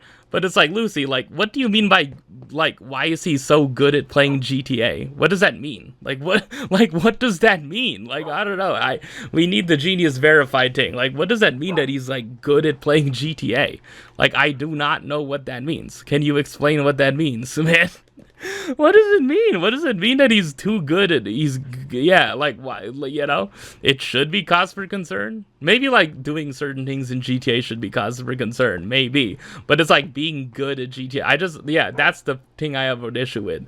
Just the fact that, like, what does being good at GTA mean? What does that mean? Like, what does being good at Red Dead Redemption mean? Like, good at poker? Good at Five Finger Filet? It's like, yeah, like, what does being good at GTA mean?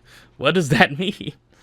That's not what I wanted to talk about, though. Yeah, it's that Lucy Dacus and Julian Baker, I think, as of now, do not hold me to this, but the songs on Forever Is a Feeling are about Lucy Dacus and Julian Baker entering a relationship, a romantic relationship, and yeah, it's basically just like, yeah, the songs are just about, like, her being in love with Julian Baker, yeah, and them just, you know, dating, you know, Big Deal is that, Ankles, you know, really fun song, yeah, and like, what's the second to last song, right?